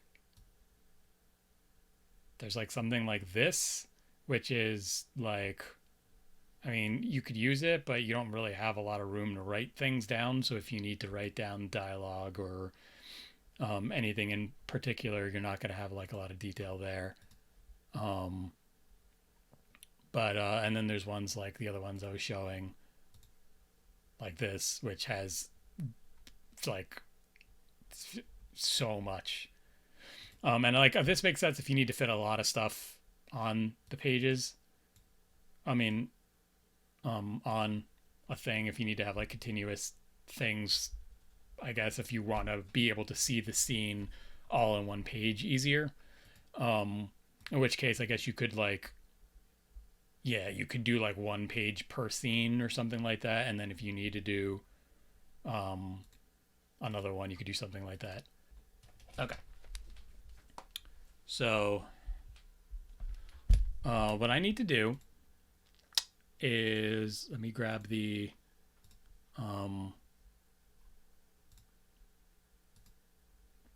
new animation layer. Okay.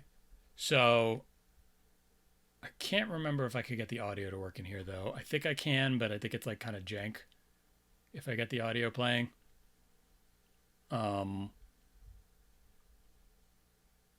So actually, you know what? I can actually write down the. I am actually going to use this other template. Oh no, I could write it on here because I could probably. Yeah, because then I could get this down to like 2 pages. So I'm gonna just kind of shrink this into the corner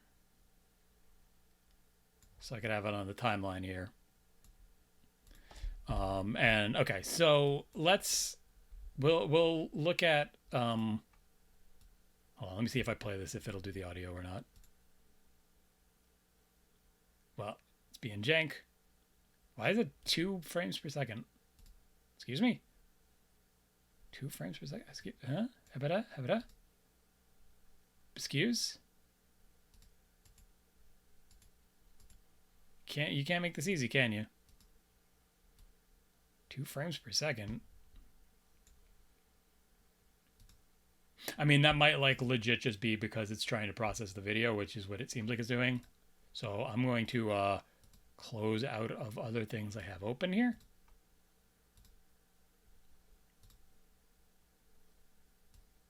Oh yeah, that did some jank there. What is happening there?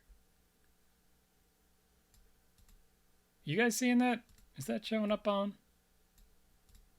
Yeah, it is. Okay, weird. Why is it doing that? Why is it? I'm trying to do a show.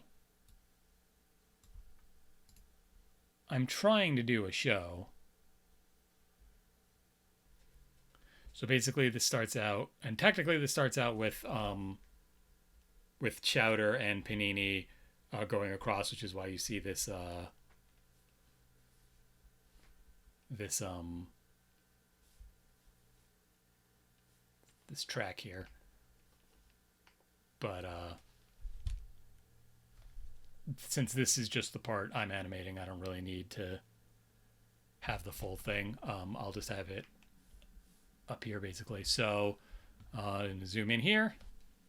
I'm going to keep this kind of shot, so it'll be so it'll kind of be a wide shot because it's going to show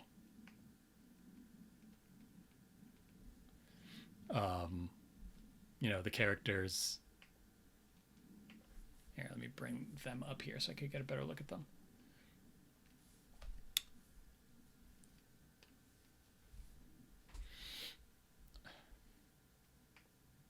So we got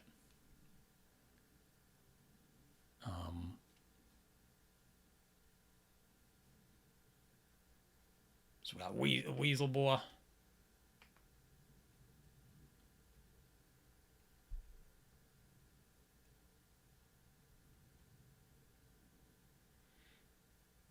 And I am gonna just draw the part before this, but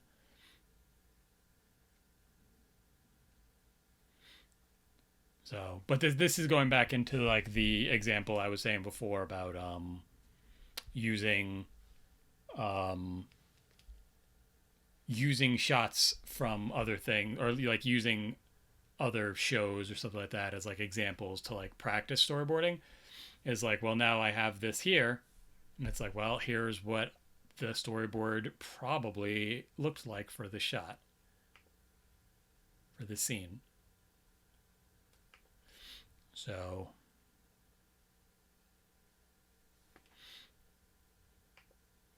what I think I might do is I could do something like have them standing here.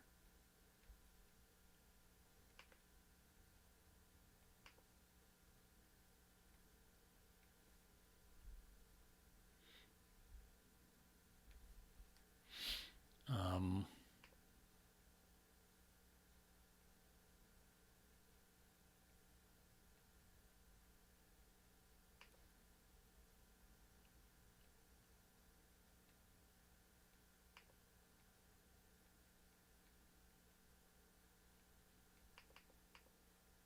I should have music playing now, because now I'm going to have dips of time where I'm not talking.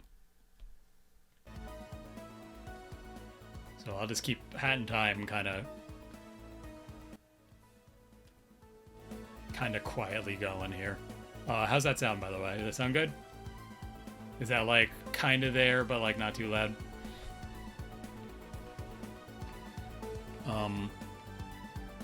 I would just play Chowder music if I could, but the Chowder music that exists is like a minute long for each loop, for each thing. And I don't know if I'm gonna get like, you know, DMCA'd if when I post this elsewhere. So I don't really want to risk that. So I think Hat in Time I should be kind of safe with.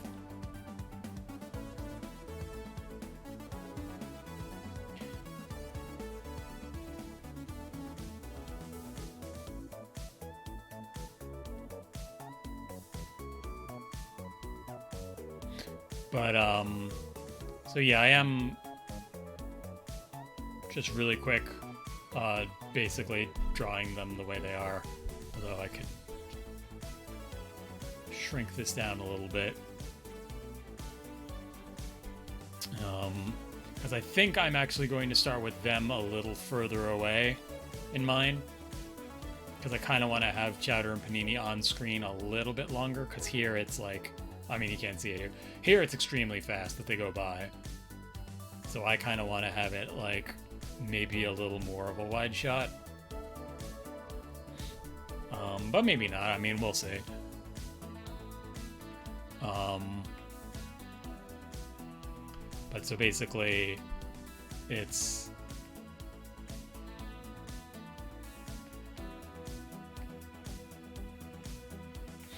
well, actually what I might do for this is let me grab if I grab the Chowder and Panini sketch here. Yeah, okay. So I'm literally gonna grab this sketch I did of them. Actually, do I have that in a... Sorry, let me grab the actual folder. There we go. The actual drawing. So basically, that way I can basically just bring it over.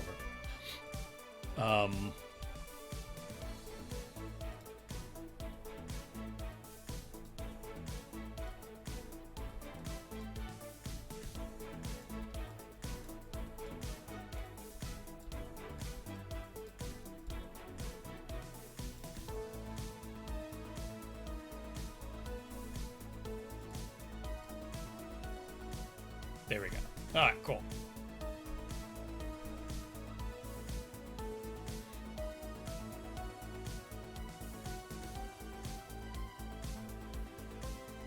So I'll move this over here for now. And then for this, it's like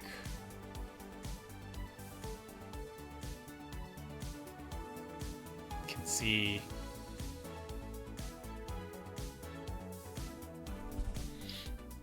everything here. Wide shot. Panini comes in from top right.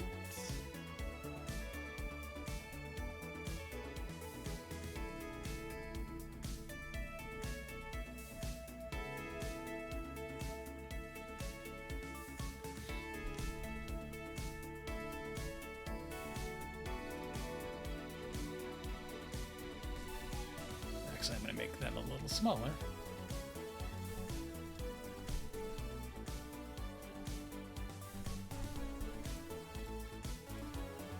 And I'm just going to duplicate that layer, bring it over.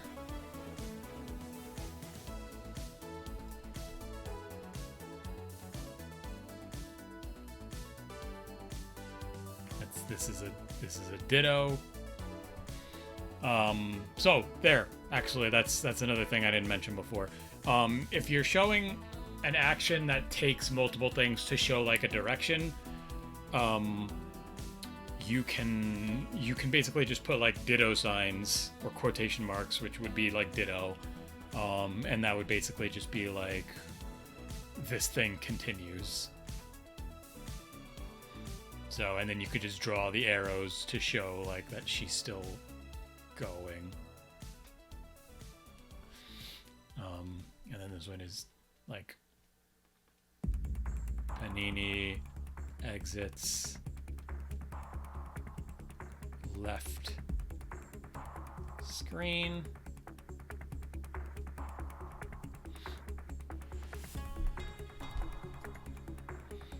You duplicate that again, and then show her going off. I mean, I'll just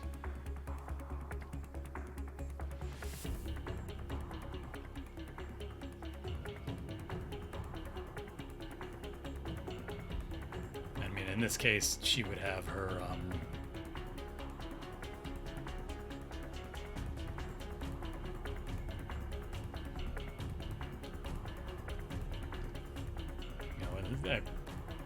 good to draw that her skis are down now.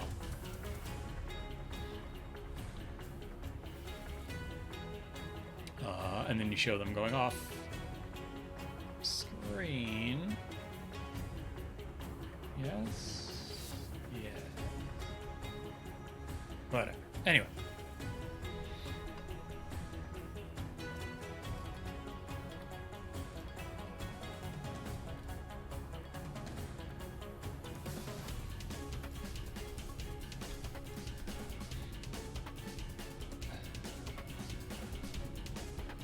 So, and then these guys,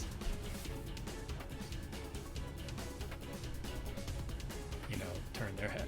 I technically could just flip these around. But like, yeah, so they turn their heads, and then that's where the scene starts. But something I could do, is could have like, when she lands here in this shot, sorry, 1 second. You could have like,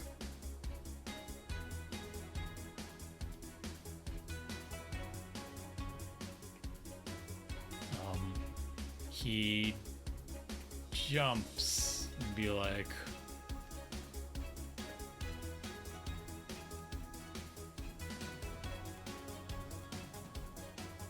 Weasel jumps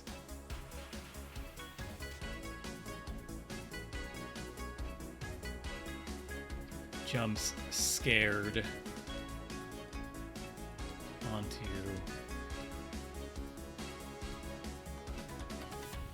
dog. You have like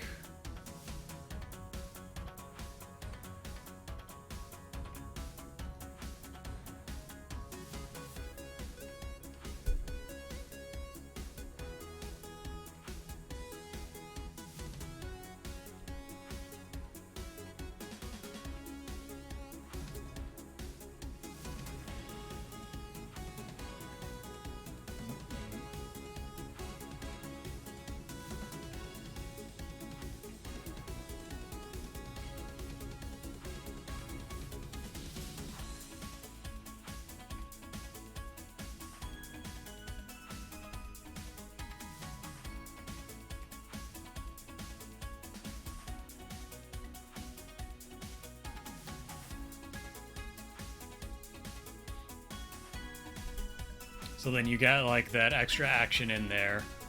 So it's a little more dynamic there. Because in this shot, it's like, it's literally just like, you know, they just turn their heads. And there's nothing wrong with that. Like, kind of how nonplussed they are, kind of adds to the comedy. And then it zooms in, and he says, let me turn the music down a tiny bit more. It zooms in, and the weasel says, "You see that? That was love power, I tells ya."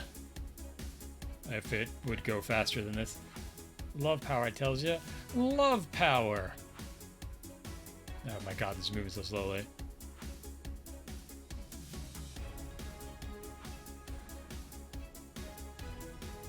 Where is the... Oh wow, it's all the way down here. Okay. I don't know why this is at such, like, going so slow, but it's fine.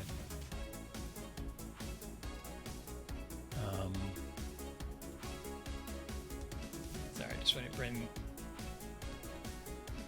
these layers over here so I have the full thing. Love power, I tells you, love power. Now, where was I? Oh, yeah. Nope. Bring this over here. He's like, oh, yeah. Brings up the plunger. Give me your wallet and no one gets hurt. So if I want to make that more dynamic, I could have something like that. Oh, why is it doing? This is my fault, because now I made it into an animation thing, and now it's all awkwardly layered in here. So let me grab all these.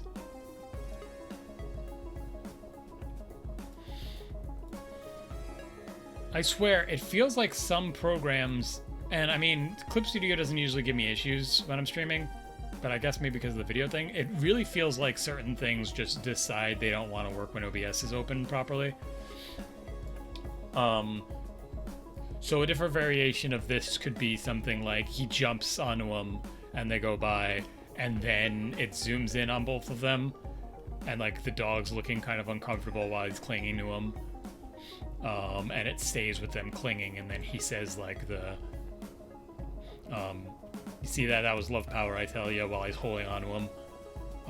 And then with the, now give me a wallet, no one gets hurt, he could like, let's see, I'm gonna make that smaller.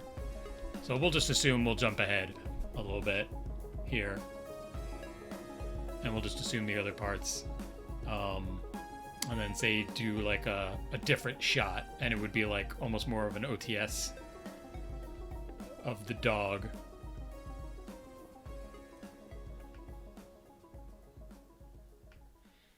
And it could be like the weasel.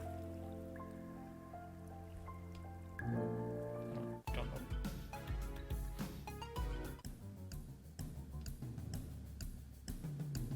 Oh, this is the song that sounds like Bombing Mission a little bit.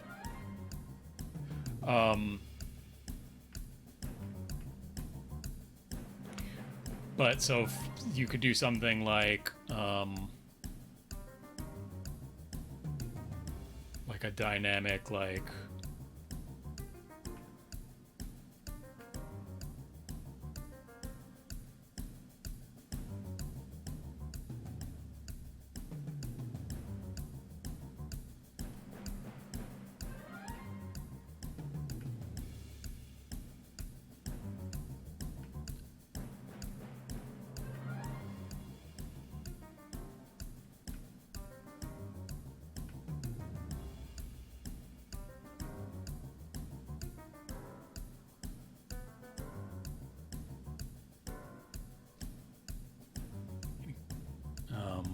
let's see, he's got the hat. That might be too much of a close-up, actually.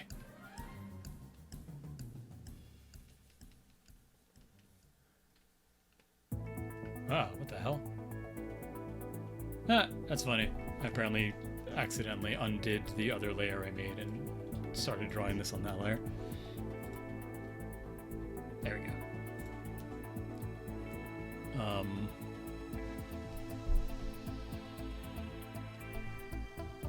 so you have a close-up of the dog's head. Let me move this over here. So, no, stop. Club Studio. Behave yourself.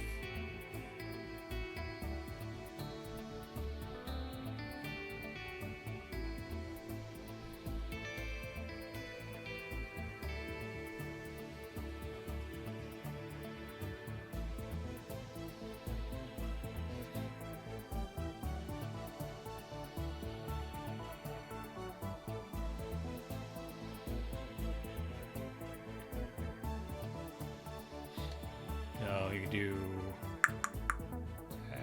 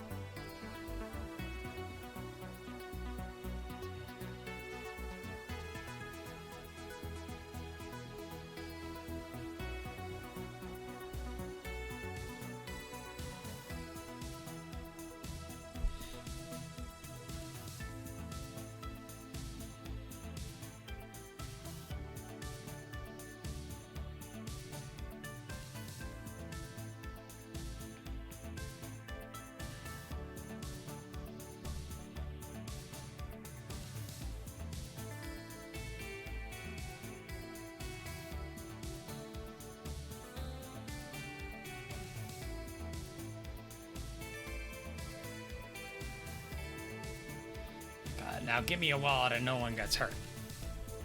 And it's him holding the plunger here. And you know, it's more of an over the shoulder, and he's like hanging around the dude's neck still.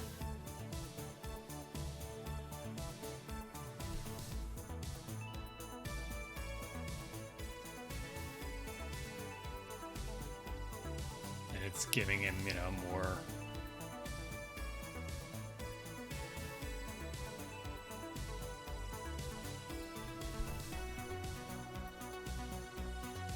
emotion.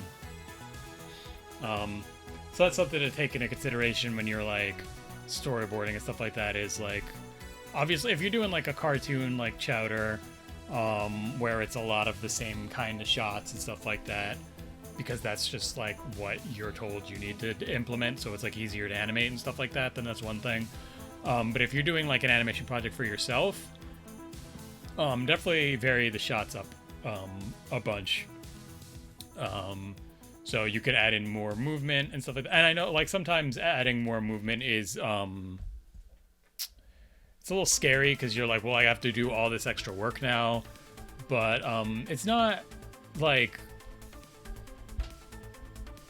it might not be that crazy. Like, you don't have to necessarily add like a crazy amount of animation, but if you just add more depth to it, you know, maybe make the characters move a little more, or just do like the random shots. Whoop, that was my mic. If you do more of like random shots, so let me go back to some of my example stuff here. Where did it go? Where did it go? Storyboarding examples. Let me boot this back up. Did I not save that? Did I seriously not save that? That can't be right. What? No. That seems wrong. Okay, cool. All right, we'll go watch the VOD, I guess.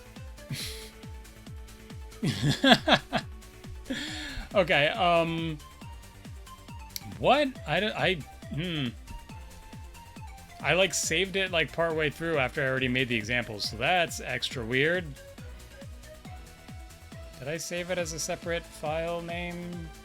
Is it? I mean, you guys have been seeing Clip Studio's been giving me problems all of a sudden, so like, I don't feel that crazy that all of a sudden those examples are gone. Oh, here they are. Okay, they Clip Studio, you're doing a thing here. Okay, so going back to this, just to talk about like the variety, um, because like in reality, you could be like do the whole shot of these two characters talking, and then I could. This does not have to be this high up. Of these two characters talking, and then he could turn around. The same shot, he could turn around, and he could be like, wait, he's gonna kill you, and then you could just kind of like show him get like dejected in this shot here, and be like, I know. But it's like you gotta think about it from like a director's point of view and stuff like that when you're storyboarding. Is like, and the audience's point of view of what do they want to see? They want to see the variety. You're gonna want to show off different sides of the characters. You're gonna want to show their emotions more. And when you're zoomed out like this or something like that, or even in this, like even in this, you can like show the emotions, but it's like it's less dynamic when you just have the character. Oh my god, Clip Studio, why are you breaking like this? I'm so happy people are here to witness this. This has never happened to me. Clip Studio is being such a drama queen, and I don't understand why. I am so glad other people have been seeing it give me problems, that I know I'm not crazy.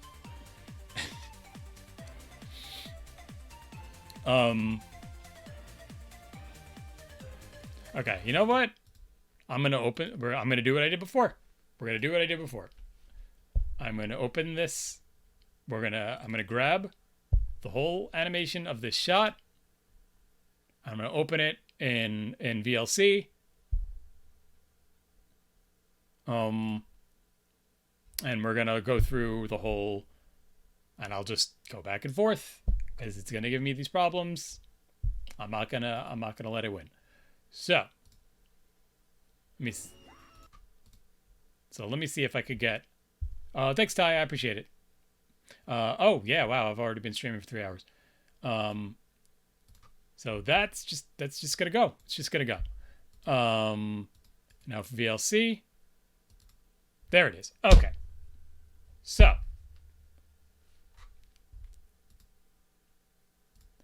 now we're gonna look at this. We're gonna watch this. And we're gonna. So we have close up, pan down to technically, I mean, I guess this would kind of be more like a medium shot because it is. It's harder to tell, but it's a cartoon when there's like these proportions like this. So, this would, I guess, technically be a full shot because it's the full body, but then it pans that, but it's like close full because they're children and they're very small characters. That basically, so yeah, and then it cuts to this, and then this is just one continuous shot for the next like 9 seconds.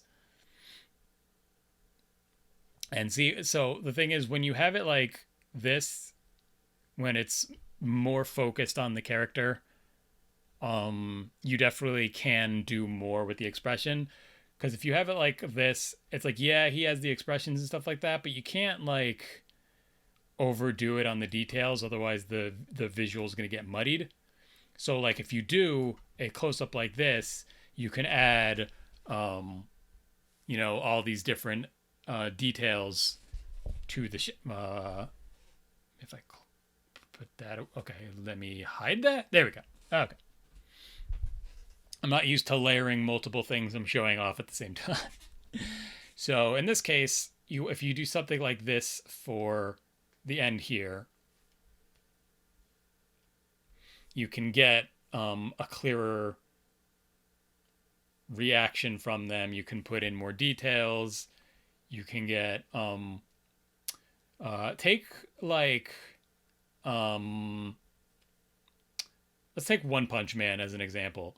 So for One Punch Man, you get you'll have all the like goofier Saitama shots, And I mean, there will be like close-ups and stuff where he's still got his like goofier face, but like they'll do like the zoom ins when he gets serious, and they'll put all the details on him, and it's like all the crazy amount of detail to wrinkles in his face and like shading and stuff like that. When it's further away, you can't really appreciate how much details in it because you don't. Um it gets muddied a little bit. So like the heavier um details like the shading and everything like that, like you won't have as drastic shading and stuff like that usually when it's a farther away shot, because it makes it um harder to make out what's happening if there's like a lot of stuff. And I mean, obviously there are going to be like anime out there that are um extremely detailed the whole time, and they work it out with their shot compositions and stuff like that, that it just, no matter how much they put on screen, they make it look beautiful. But when you're doing something that's just kind of like a cartoon, and they'll do it with SpongeBob too, and they'll do like the extreme close-ups or something like that, and they'll put in like the heavy details, like I'm gonna move this over for a second here and be like, so I could kind of have it more like even more, so you can get that like super heavy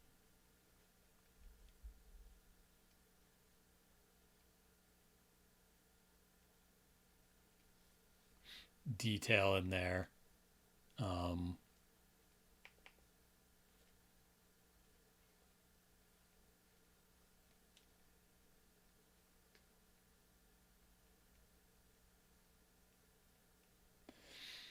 you get like the wrinkles, and um you get like the uh, veins and stuff, and you can put in like individual hairs on his snout kind of thing. Me, did I did that again. Clip Studio. Oh, Clip Studio. um yeah, so then you could just kind of get it all beautiful. Get him to be a beautiful man. um I don't have music playing anymore. um it's a process, guys. First time doing a full tutorial explanation video stream, so bear with me. Although to be fair, I do this all the time on streams where I'll forget to play the music again after pausing it, but you know, whatever. But yeah, so here you could do like hatching for shading, and get little details on, like you could put in like fabric details for the mask.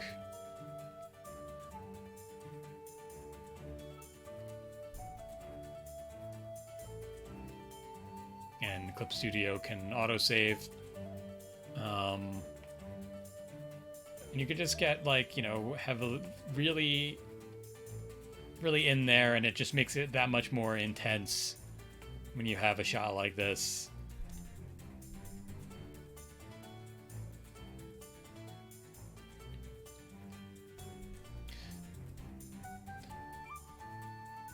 So like, let me open this back up again. So for this, it's like, you know, give me a wallet and no one gets hurt. But then you can do in this, it could be like, pulls out the, maybe have another shot before where he actually pulls out the plunger, and then give me a wallet, and then zoom in with the like big shit-eating grin and his eye twitching, but like, and no one gets hurt. So it's like putting more severity on the situation when you do something like that. Um, so yeah. Um, so I am debating what I want to do for this. So you guys want to bear with me here. I'm kind of running through some brainstorming while I'm doing this. But again, so this is the thought process: is um, do I vary it up and do I add extra animation of him jumping because he's like gets scared by them landing, or like maybe he's standing a little further? Do I want to vary it up so like um there it is. Do I want to vary it up that like these two are actually standing further apart, or maybe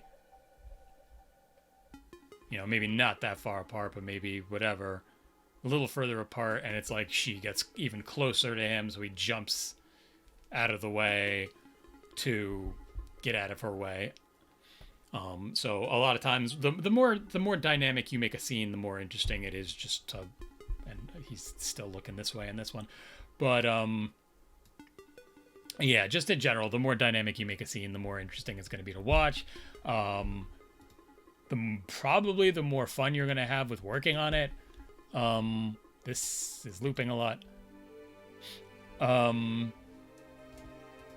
It's just overall, you really want to vary things up because, again, obviously this is just one shot, or one scene. It's not like that much stuff, but when you get like a show like the Flintstones or something, and it's like the same shots over and over again, it's like, yeah, it's easier to animate, but a lot of people wouldn't call it good animation because it's literally was made that way because of budgets, because the animation industry was struggling. So, and that kind of set like a new thing of like how animated series worked. Which is kind of unfortunate that a lot of shows still do that, but then there's a lot of shows that are trying to get more inspired by more like quote unquote adult animation, like anime and stuff like that, where they get way more varied in the shots and they do more of a cinematic type of thing. And you do see that a lot in cartoons, like in like the newer Ninja Turtles stuff, and just like a lot of more in-depth action cartoons and stuff like that. Korra and all that, those will have the inspiration of like, let's make this more cinematic.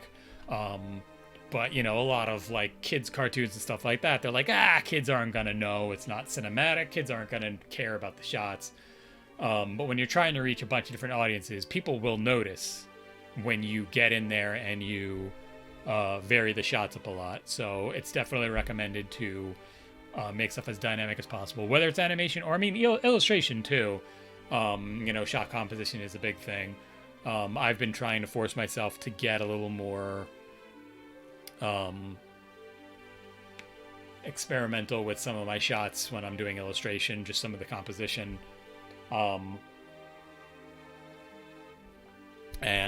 And like I said earlier, which I don't know if there's other people hanging out in chat right now, what I said earlier was this all applies to comics as well. So it's really just any kind of storytelling in general that this all applies to. Is if you're trying to portray anything, you need to do you need to make the shots interesting, and if you're trying to like put text to it, so like in the case of storyboarding or comics or anything like that, it's the more specific you are, the more people will understand what's going on.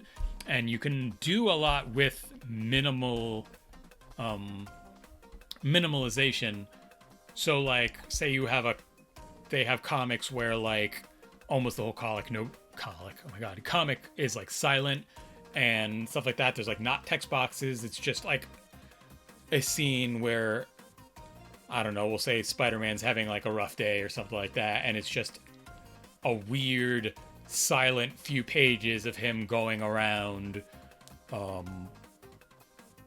but but then you like have the depth of like maybe how he's swinging, and like maybe he's going to different areas, like he's going to Uncle Ben's grave or stuff like that, and he's like really trying to get himself in like the mindset that he should be in, but he's like struggling because something happened. So the way you want to portray that is you can get like minimalized with that. You can make him feel small in the panels. Let me hide this and I'll show you. So one thing to do with that, I should just keep using these characters just as examples. So like one thing you could do with that maybe is like if you want to show that the dog feels like helpless, that he's being held up or something like that, you could do like a forced perspective kind of thing. And why is this not? What's happening? Oh. Fucking. Ugh.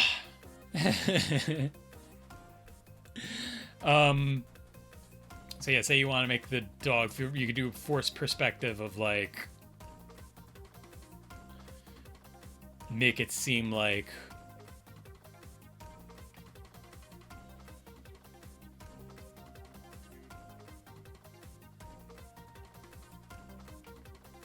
even though the weasel is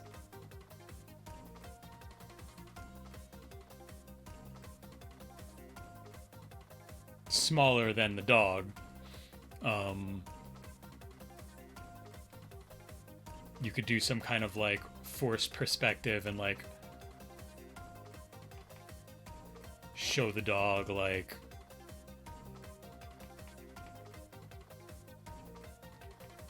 looking really small, scared.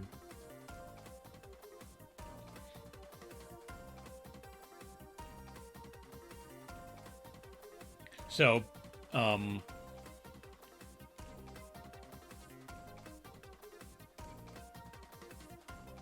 and so, something that's good for that too is that like, you want to be careful when doing something like this. You don't want to like automatically, so like I have here is whatever. Let me pull these up again. So like, you don't want to just all of a sudden have a shot like this, really, really, because, you could, how's the best way to explain this? You don't want to like randomly jump to a shot like this. So you don't want to have like an establishing thing where you have one character towering over another. It doesn't make any sense. Like if you show the characters first at the right, so you go back to the original shot and you show here that the dog is like roughly the same height, maybe a little bit taller than that. When you have the characters established for, I love that there's like this pizza music playing. Or I guess it's technically pirate music according to the thing. You don't want to have anything that would be confusing to the viewer, but if you have it like this and you set it up so it's something like, I should really move these all around again. So, let me see which, yes, okay, so let's move this over here, and you move this here.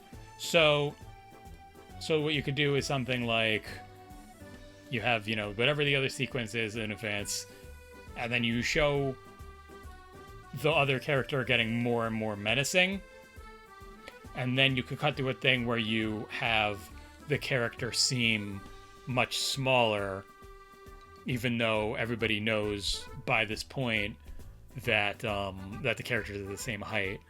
Is you could basically just kind of work it in a way that shows how menacing this is, and then you could like, I mean, you could always silhouette him too to make him seem more monstrous, or like put different you know, different effects on him or something like that. But with forced perspective, I mean, this isn't necessarily forced, but like you can like kind of warp things to make things like seem more like seem like a more impending doom kind of thing happening. Is you just kind of when you force perspective, um, it can bring home that like discomfort. Um, if so, because something might look wrong on the screen, but that's like how it's supposed to be because it's supposed to give the audience like this feeling uh like I said, discomfort or just like feel like something's wrong, um, or feel how intense a moment is. So so you'll see you'll see in cartoons and stuff like that, like or actually the let me pull it up again. The example I used before with my that shitty little animatic I did in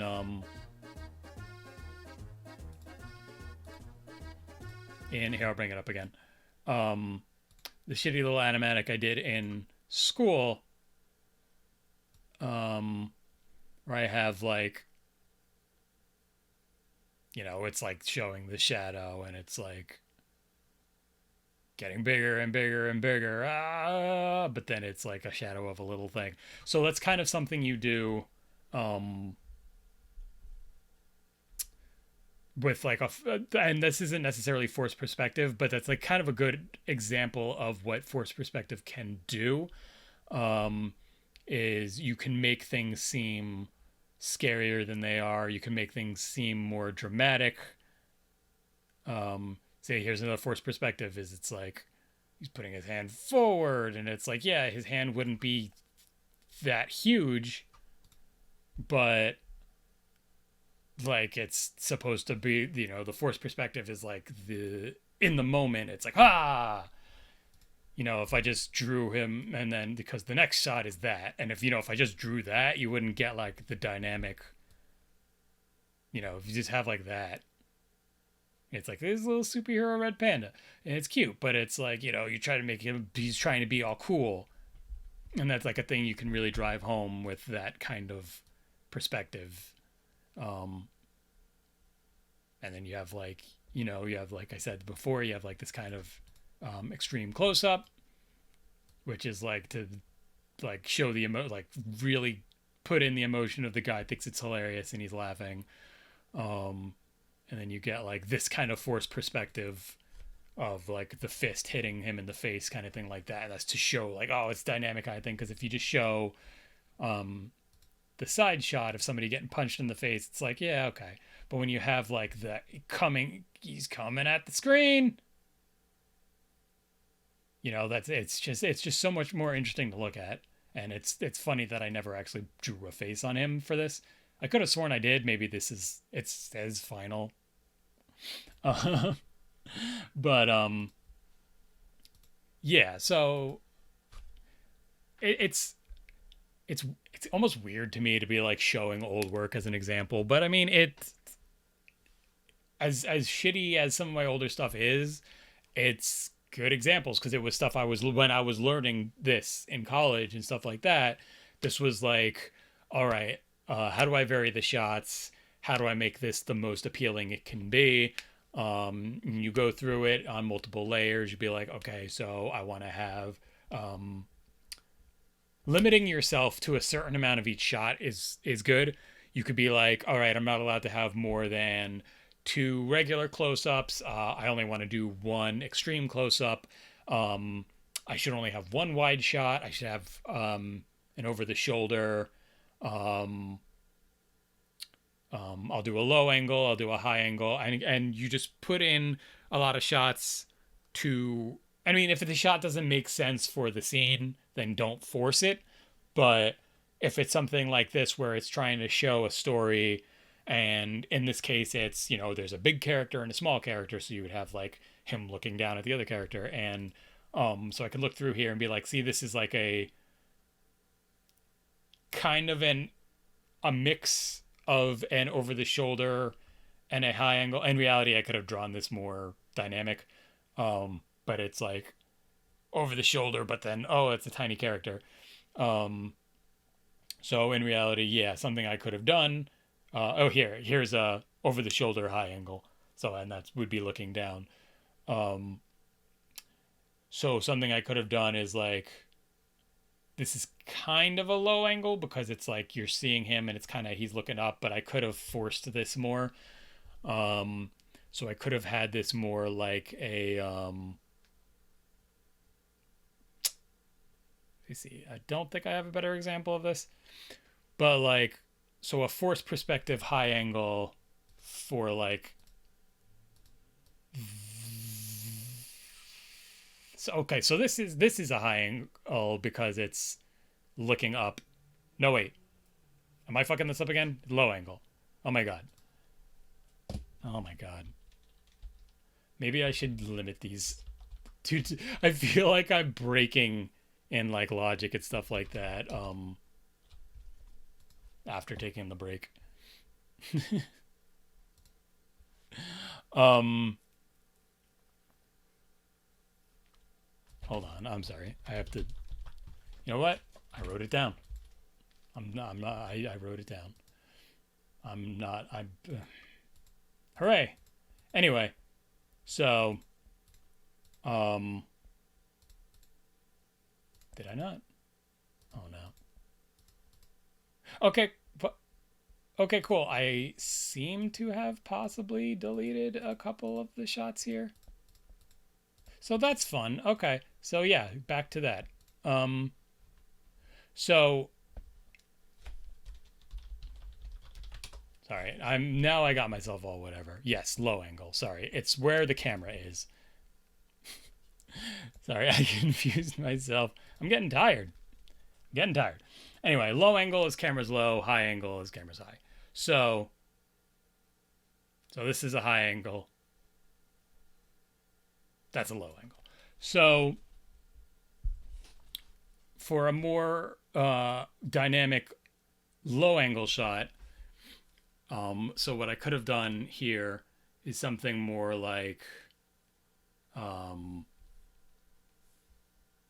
make it seem like the other guy was more menacing is you like could do like a POV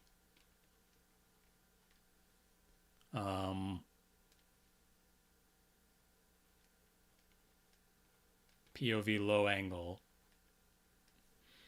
and but like forced perspective.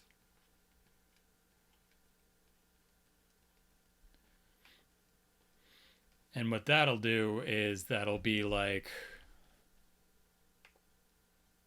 make it seem like the guy is like really towering over.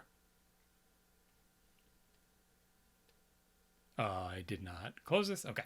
So sorry, I'm not used to having the layers of things. Usually I would have two things on the same thing, but since Clip Studio does not want to cooperate with the videos for whatever reason, I have to layer it like that, which is okay. I just got to get used to it.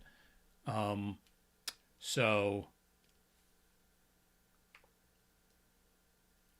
a better, if I would have included like something like this to show like this dude's towering over him and he's got like the big shit-eating grin and he's like, right, and then you could have him like whatever.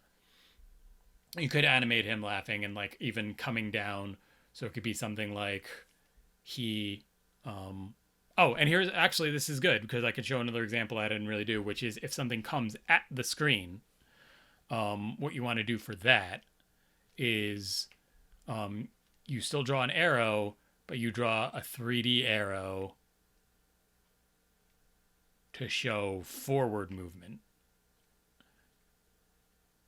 So you want to show that it comes at the screen. Otherwise, you would show, if you're just having something go across, it would just be like an arrow like this, basically.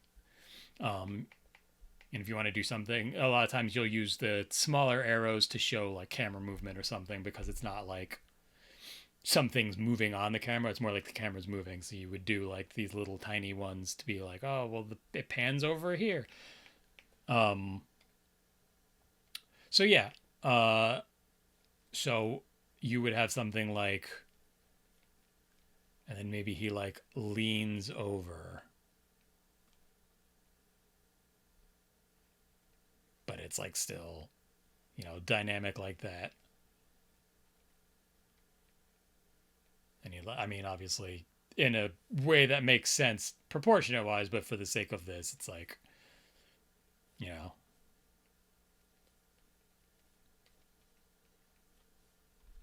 so that would how you would be showing like this would be a point of view, low angle, forced perspective, and then he like zooms over, and then you can really get like, um, even though it's not a close up, this is a good way to like show something's intense or show that something is menacing, is to, if something is like, you could use this for like a large monster or something like that, um leans over, and then you can get like really define like the face. You put all the little details and extra shading and stuff to make it more menacing.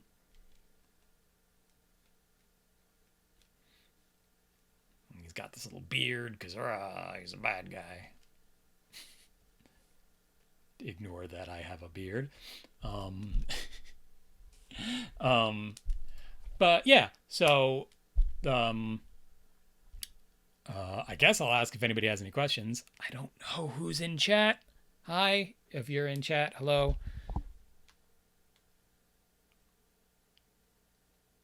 Um, but if anybody has any questions, please let me know. If it's something I already went over, that's totally fine. I'll go over it again. Um, but yeah, so again, I'm going to say what I recommend you do is if you want to get into storyboarding, um, a really good way to practice is, there's two good ways to practice, is watch something. I'm just going to pull, let's go back to the chowder shot.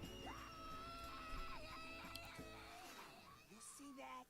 That was love power, I tell ya. Love power! Now, where was I? Oh, yeah. Give me your wallet and no one gets hurt. So yeah, so there's that. And what you do is you can watch a clip of something and then do what you think the storyboard was for that. So that's a good way to just practice storyboarding in general. So you basically just redraw what you're seeing in storyboard form, and that's just, you get to figure out how, think about all the things that the storyboard artist might have like written down. So um, in the case of that, it would be like, um, pan shot, um, pan shot of Chowder and Panini, uh, starting with Chowder, pans down, and you just draw it like going vertical.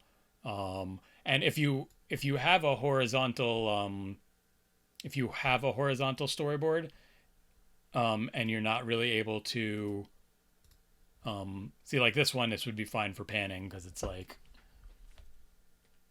you can draw Chowder up here. What am I doing? I have it drawn already.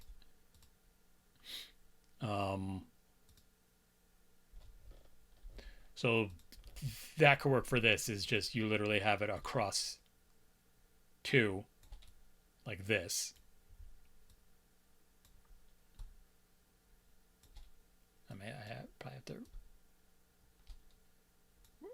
I probably have to warp this a little bit so it works better, but you just for the point of showing it, because it's not fitting perfectly in this, because obviously I didn't draw it to be in this. Um, and then you basically, what you could just do is you could just extend the line. And I mean, if you have whiteout or something, you could like white out this whole thing and then say it. But otherwise, basically what you could do is, write, camera. I want to make sure I have this on here. Yes, okay. Write like camera pans down from chowder, chowder to panini. And then you literally just have it like, there he is, and then it's like, but the camera pans down here. And then, obviously, again, like I said, it would be show chowder in this one and then show panini in this one, and then you can have like, this cross section here. But for the purposes of, this, I don't have it perfectly fitting in, but it's fine. So you would go through like that and be like, okay, so that's what that would be. And then it would be what I showed you before would be wide shot to show that there's the two of them watching, and it would like say Panini comes in from upper right side of screen, and you would draw like the arrow. I have to keep going back and forth between this. I really should just screen share for future ones if I have to keep doing this. I probably won't, but we'll see. So this would be Panini comes in from outside of screen, goes across, exits, bottom left corner, heart puff of smoke, rises and dissipates, zoom in on Weasel and Dog, and then you would write the dialogue, what he says in there, and you would just draw the animation. And so it would be like, let me close this again. So like on here where it has like, if you have one that's this specific, you would have like write his dialogue in there. But you see that was love power, I tells you. And you write action. You would write that he clasps his hands.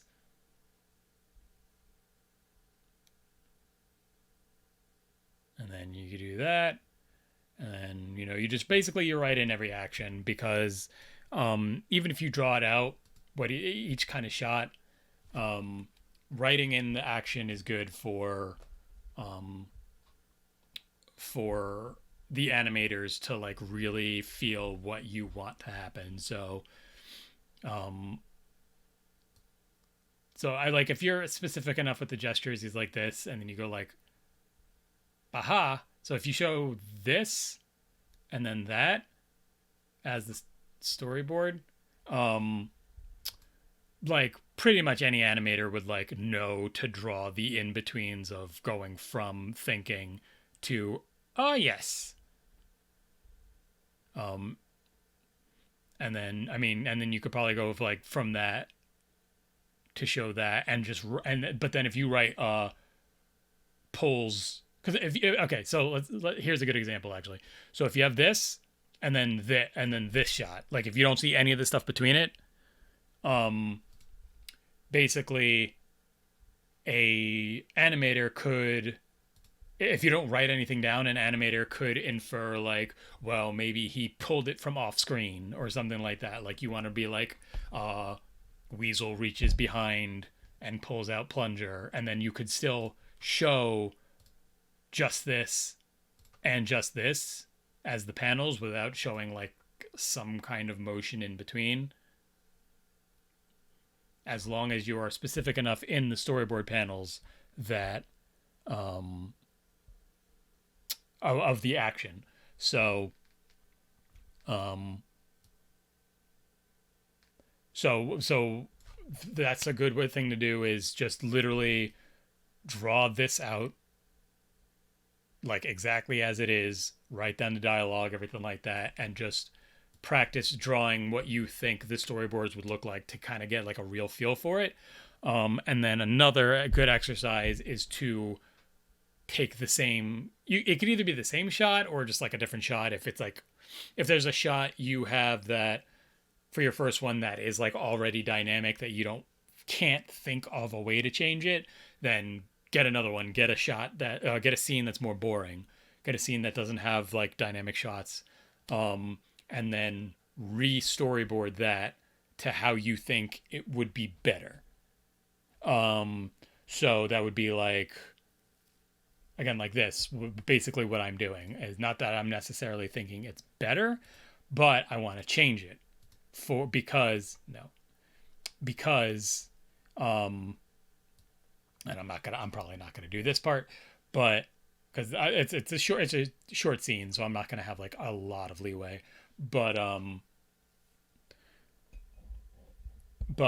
making it more dynamic like this, it's like, well, the way I can make it more dynamic is add different shots, add more details. So like for the chowder and panini, for this, it's um, you know, it's this. It's I have them more detailed. I gave them more because I wanted to keep the type of shot. So since I wanted to keep the type of shot, I drew them together as one solid thing. Because this shot is kind of hard to. Gotta keep going back and forth. It's actually probably easy. Well, no, I gotta actually go into Clip Studio and click around. I was gonna say it's probably easier for me to just stay on OBS and just click back and forth. But I'll do that. So I'll do that for this actually. So, um, so for this, it's like this shot is great because it's showing what's happening. It's just a shot of him screaming, and you see her hands, but you don't like fully grasp what's happening. And then you boom, and she's flying through the air holding him. And he kind of starts out not even screaming, and then he's like, oh, because he like realizes the severity of the situation. So I wanted to keep that. Um, so I just redrew it, but I made it more intense because um, for the close-ups like this, and granted they put like eye lines on him and stuff like that, so it's like almost like they gave him a little extra detail because it's like um, an intense situation, so they gave him like the eye bags kind of thing like that. But for me, it's I want to give him the eye bag, like severe eye bags. I have his tail. Yeah, I do have his tail. I have his tongue going like crazy. And you know what? Let me actually just pull up um, my animation for this. Maybe I'll end it after that. I didn't do a lot of storyboarding here, but that's okay because again, this isn't like a long scene. Um, but I mean, if you guys want, I don't know who's watching right now. If you guys want, I could go through it a little more to show more variety and stuff like that, or if anybody's coming in late. Let me put these things on here, but again, just ignore the fact that this is different. Um, but yeah, so I'm gonna pull up my After Effects real quick to show this because I don't think I have it exported yet. So let me just boot up After Effects real quick. File. Okay. So H Burks 55, thank you. Yes, I will hydrate. I have not been drinking enough. How are you? Thank you. I appreciate it. I also don't have music playing because I was playing audio from this, and then this I'm just talking a lot, and I don't know. I don't know if it would be better for me to actually have music playing or not during these. It might be, but then it's like a thing I gotta like play around with. So here, let me see if I can get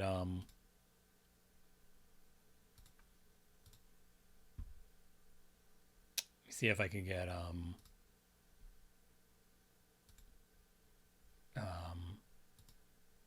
oh, After Effects here. Yes, dope. Okay. But this is going to be a little shaped a little weird for this segment. That's fine. Whatever. It's my stream. It's fine. So for this, I have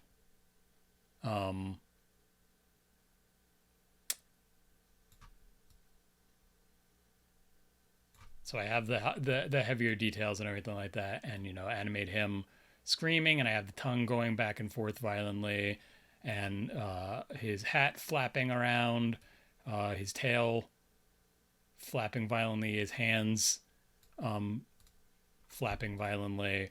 Um, but in this shot, it's basically just a 2 frame loop. Um, and so I was like, well, I don't want to.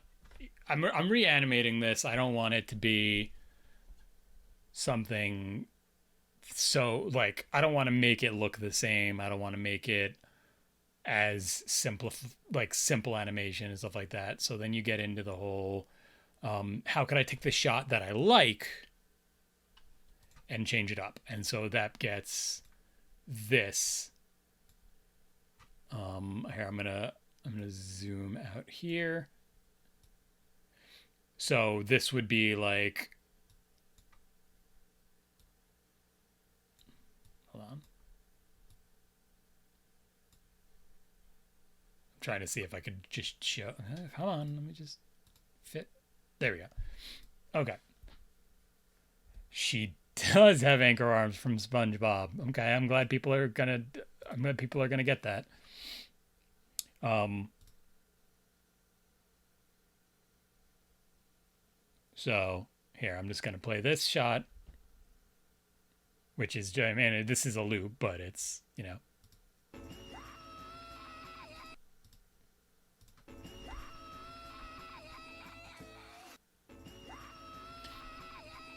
So, unfortunate. Okay, well, I guess I can't really like. After Effects doesn't let you keep things playing when you're. But I have the audio for the other thing, so it doesn't. Or oh no, I only have that part. Okay, well that's fine then. So yeah, see, so I put on the extra animation here. I made things, I made her eyes twitch, got her fur flapping about, got the super detail on her face. And that's another thing. That's basically what I was saying is you want to make things dynamic, if you can. Thank you, I appreciate that. In some cases, you might not be able to make it dynamic depending on the show, but a lot of times like storyboard artists will put in some of those shots. So like I said, SpongeBob will get like those zoom in shots where it's like all gross and stuff like that. And I mean, who knows? There might be an animator that has to draw that face. That's like, oh, I got to draw this super detailed face now or something. I mean, it depends on, who's doing what. But SpongeBob is a great example of it will randomly cut, especially lately, because I started watching it again lately, and the animation quality is actually bumped up in a lot of more recent episodes than it used to be because they are doing like smoother animation. They're doing more like full movement with certain things like I don't really want to go look up an example and get like DMC8 or something. I mean, Chowder's probably fine. I've done multiple streams working on Chowder already, but it's just better to get things as dynamic as possible. So when you have a scene like this where it is so static and you're like, how could I? Cause again, it's like it's a 2 frame loop. I mean, obviously he opens his mouth and then it's a 2 frame loop of them, but it's a good shot because it's showing what's happening. It's panning between this big thing that's happening. It wouldn't be as dynamic or intense if it was this. If it was just this, a scene of just this, showing them flying like this. No, that like would not be dynamic at all. It's the having the zoom in and then the pan down to show the reaction of the other character. It's kind of a VLC. Sorry. Having this. Oh my god. I'm sorry. Time like this, I should probably have some kind of face cam so you guys can just see me like, what the fuck. But I'll never do it. I might do it. Um, but yeah, so just having like this on a regular shot, um, like while the animation is like interesting because a lot of stuff is moving, it doesn't. It's not um as intense. So you definitely want to make things intense. So having it, whoa, well, I mean, obviously that is intense, but um, but yeah. So you want to keep it like the. So basically, if I were to have this the same way, it's the um in the actual show, it would be like go from this to him screaming, and then it would pan down. I mean, it would show more of her body, but to like that.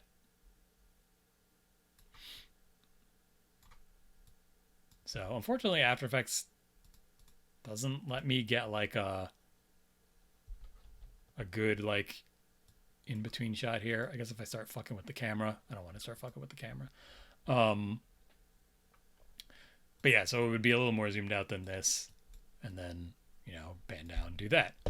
Um, but then for the rest of it, it's um this other long shot with the wide camera to show the setting and that they're landing and that there's people watching them, and then it does the zoom. um so definitely what I recommend um is just taking scenes. Go find a show you really like. Go find a scene that's like got some interesting camera angles and stuff. And then go find a scene that doesn't have interesting camera angles, like maybe a long conversation that doesn't change, and um, storyboard each one. So storyboard the one that's more interesting the way it is, so you like kind of get an understanding of what it's like to storyboard, and then storyboard the one that's boring and change the shots up in your storyboard. And that will kind of help you learn more about variety and how you can change things up to make it more dynamic. So I know I probably sound like a broken record at this point, but um, so something like, again, so we have this, and then how can you change this? Well, maybe if you do, like I said before, you do an over the shoulder of the dog looking at the weasel, or you do um, um, you could do like he'd say he jumps into his arms or something. Change up the movement. You don't have to just change up the shot. You could change up what's happening in the shot, as long as it like keeps the flow, or like as long as the dialogue and stuff doesn't change. So like I sound like a tip jar. I don't. mm, I have a tip jar. um um but yeah, it's really just a thing of how can I make this dynamic? How can I make this interesting? What would be fun for me? Because I'm giving. It's funny. You know, sure, I may sound like a tip jar because I'm giving tips, but if you look on the bottom right of the screen there, you could see an actual tip jar. Just saying. Anyways, uh, but yeah, if you if you are having fun making it, if you're the more fun you're having making it, the more fun people will usually have watching it. Or I mean, even with a story, like if you're writing a story and you're not really into it, nobody who reads it's going to be into it. Um, so it's really about some doing things that will capture the attention of somebody, and granted, if you have shots that are too varied too fast, it can get confusing. So if you're constantly changing a shot like every single line and it's like extremely different every single time, that could like, depending on like the variety of the shots, you could be overdoing it. You could that could literally give somebody a headache, to be fair, if it's like violently different every like half second, something shooting around. A good example of that is like in Speed Racer, where shit. I mean, I love Speed Racer, but when they have like the cutting to everybody to show reactions, the that what a lot of people go to as like a goof when they like want to do a zoom in of like somebody's reaction. Um, Using something like that is great, but if you do like say they added like 12 characters, which I've definitely seen shows parodying Speed Racer where they jump to like every single character and it's like 20 people and it's like cutting to them real fast. That's like jarring and like not super fun to watch. And it just kind of when it's too much of like those really quick cuts, it can just be annoying and like confusing to the viewer because they can't take in what's happening enough. Um, so again, in the case of Speed Racer, it's like when it does like three of them, it kind of cuts to three of them or something like that. It's fine. If it cuts to like to Speed and oh yeah, I forgot all of the names. Freaking Chim Chim, freaking like if it like jumps to every single person in the crowd, every other racer, or something like that, people are going to be like, "Oh my god, stop, please." So you want to do quick cuts in. You want to limit how many quick cuts you do, but they can be uh, really good for keeping people on their toes and stuff like that. Like if you have um,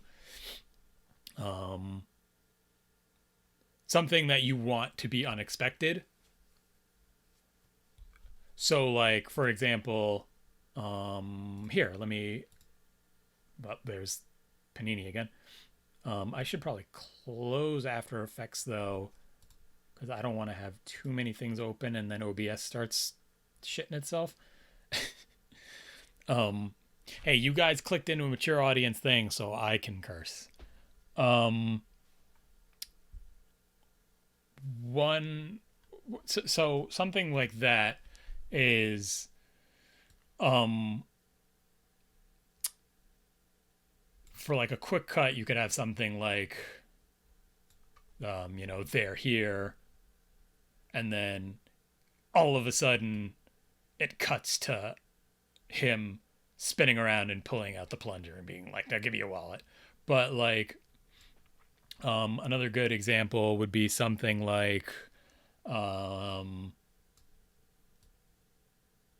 say they showed before these two talking or something before Chowder and Panini slam on the ground and like you have like this, but like so say instead of showing Chowder and Panini before, it's showing these two talking, and then it's like a quick cut to like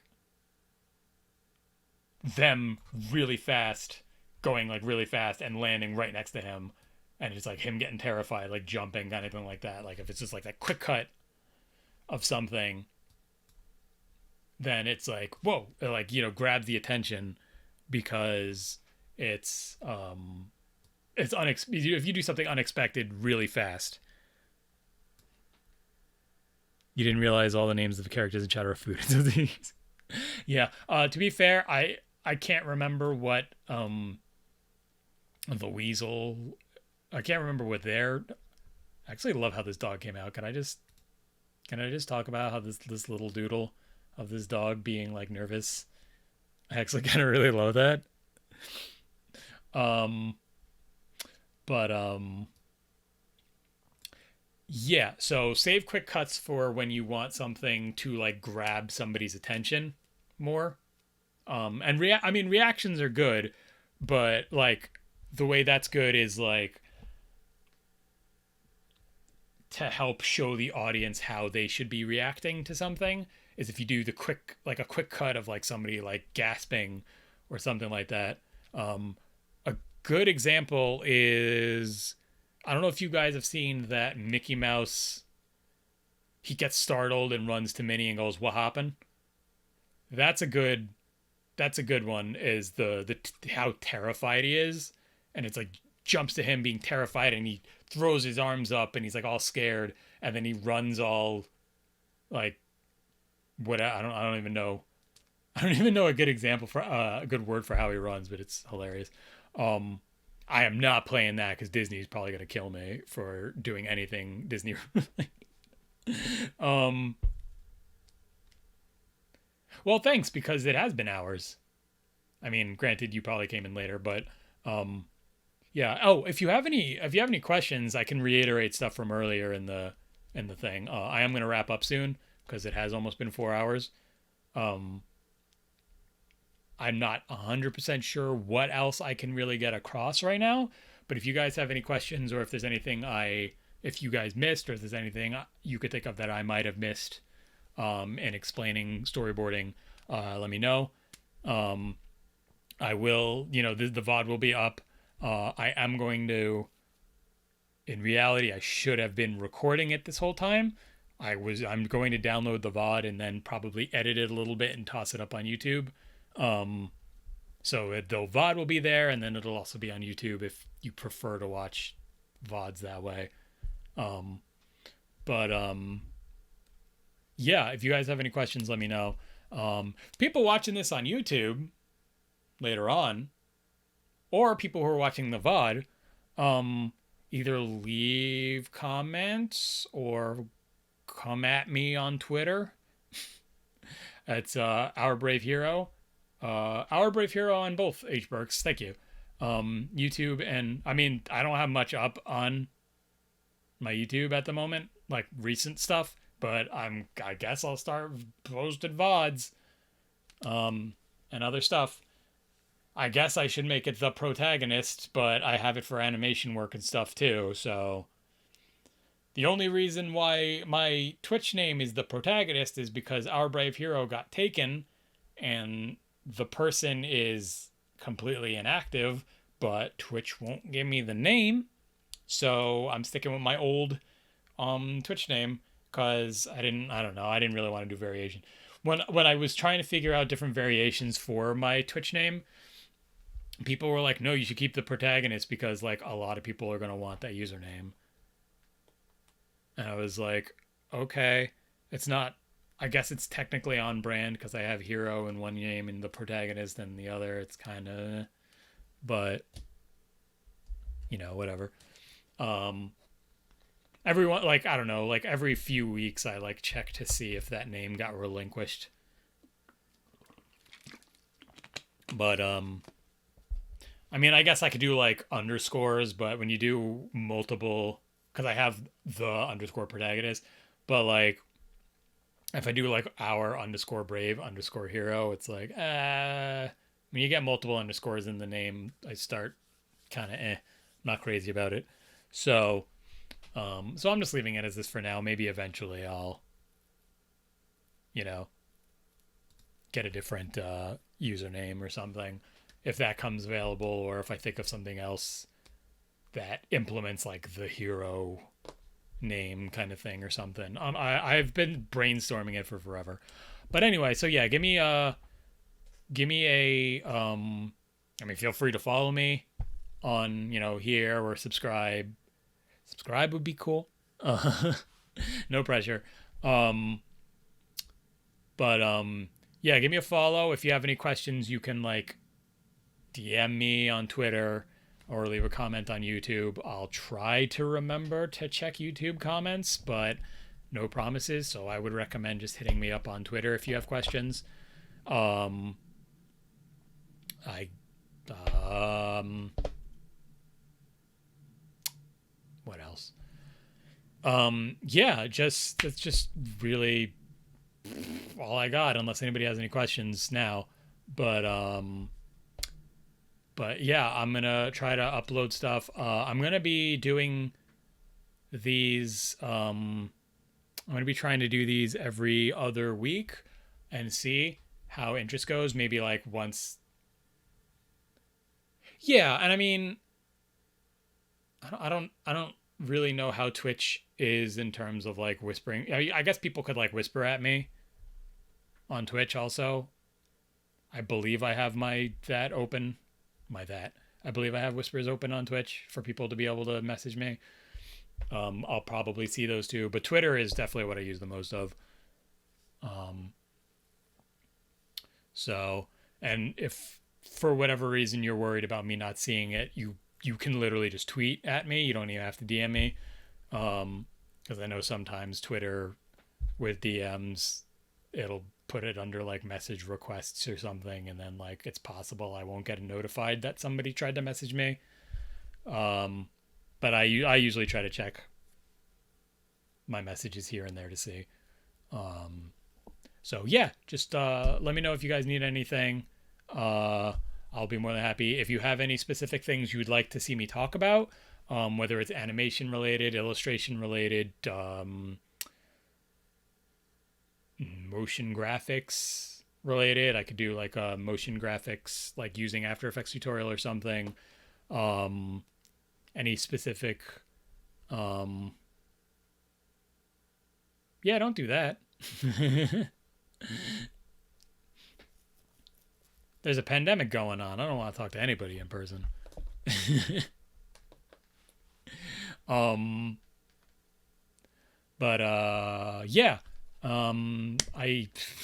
I don't know. I really don't have anything else. So yeah, give me a follow at Our Brave Hero. Because I will also be posting um what I'm planning on doing. You know, for the next tutorial. I'll probably try and give more of a heads up. So I'll try and post like it's every other week. So I'll probably try and post like next week what I'm going to be doing the week after. So like I'll sometime middle of next week I'll be like, hey, this is what I'm doing next Tuesday. Um, so I'll just if you guys have any specific ideas, let me know of stuff you might want to see. Otherwise, I'll come up with different things. Um, I'll probably do. Hmm. I'll do some kind of like anatomy and proportions thing at some point. I don't know if that's going to be the next one I'm going to do. Um, it's not necessarily all going to be animation, is basically what I'm saying. So I could do like a bunch of random stuff. Um, Depending on interest and depending on how many questions I get about different art related things, I'll have um, different amounts of tutorials. So if it seems like, I do the next one next week and there's like not that many people here and there's not a lot of people giving me specific questions for things they want to see, then maybe I'll bring it down to only once a month because I don't want to like burn out on ideas in like 2 months. You know what I mean? I want this to be able to be a thing I could keep doing. So, um, if I fire it all out relatively quickly and then I run out of things to talk about and like the series kind of dies out and then people don't know to do I do more cartoony drawings or realistic drawings? Cartoony. Um I'll grab a kind of middle of the road. Let me grab a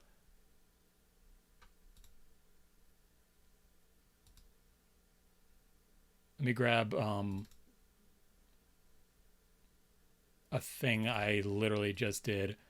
Um I mean, this is just like a sketch I did, but it's kind of middle of the road. So, um, it really varies, honestly. I switch it up a lot, um, which can be good and bad because sometimes I'll get really into drawing something in a specific style, and then um,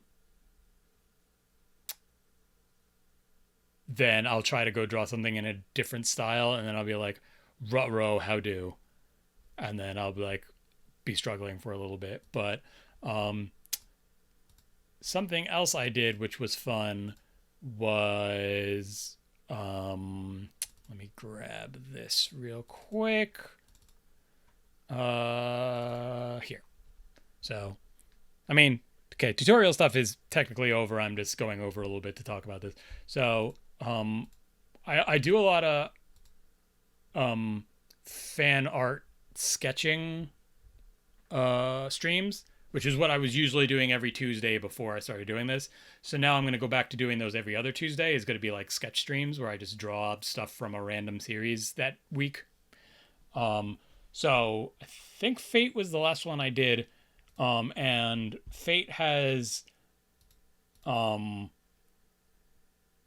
this weird thing where they have like more of the more anime style, and then they have like the April Fool's style, which is like this chibi goofy um style like this, as also known as the learning with manga, because they have like these little manga that they do where they draw the characters um all like, cute and whatever like this. So it's kind of fun to like go between like the different types of styles that way. So I did a stream where I did a couple of characters in like a more anime style, and then like I showed the did a bunch of the chibis or something instead. Oh, but but anyway, yeah, my style varies up a lot. So I mean, I could basically do whatever. Speaking of which, I have commissions open if anybody is interested. There's a link down below. Um, and for people that are watching on YouTube, maybe I'll put a link down below if I remember to my commissions. Otherwise, you can find them if I forget. Because I'll probably forget I mentioned my commissions. But yeah, if there's anything, if people need anything for the holidays done, feel free to check out my commission stuff. Yeah, so Thursday, I stream Tuesdays and Thursdays. I'm trying to implement more. Thursday, um, by Thursday, I will have storyboard stuff done. So I'm probably going to be doing it tomorrow. I will have storyboards actually done for this little part here I was talking about, trying to figure out storyboarding stuff for. Uh, and I will be starting animation on that. I will be showing. It's not really gonna be tutorial day. I mean, I will answer questions if people have questions, but I'm going to be basically just building up the characters for this or whatever. I'm going to be starting the animation for this thing that I have to do. So it's not going to be a tutorial day. It's going to be a regular stream where I'm just going to be working and listening to music and talking here and there. But it will be more me focusing on work than talking. So tutorial Tuesdays are going to be me focusing more on talking and drawing examples. And every other stream is me working. Sorry, one second. I'm going to take a swig of water.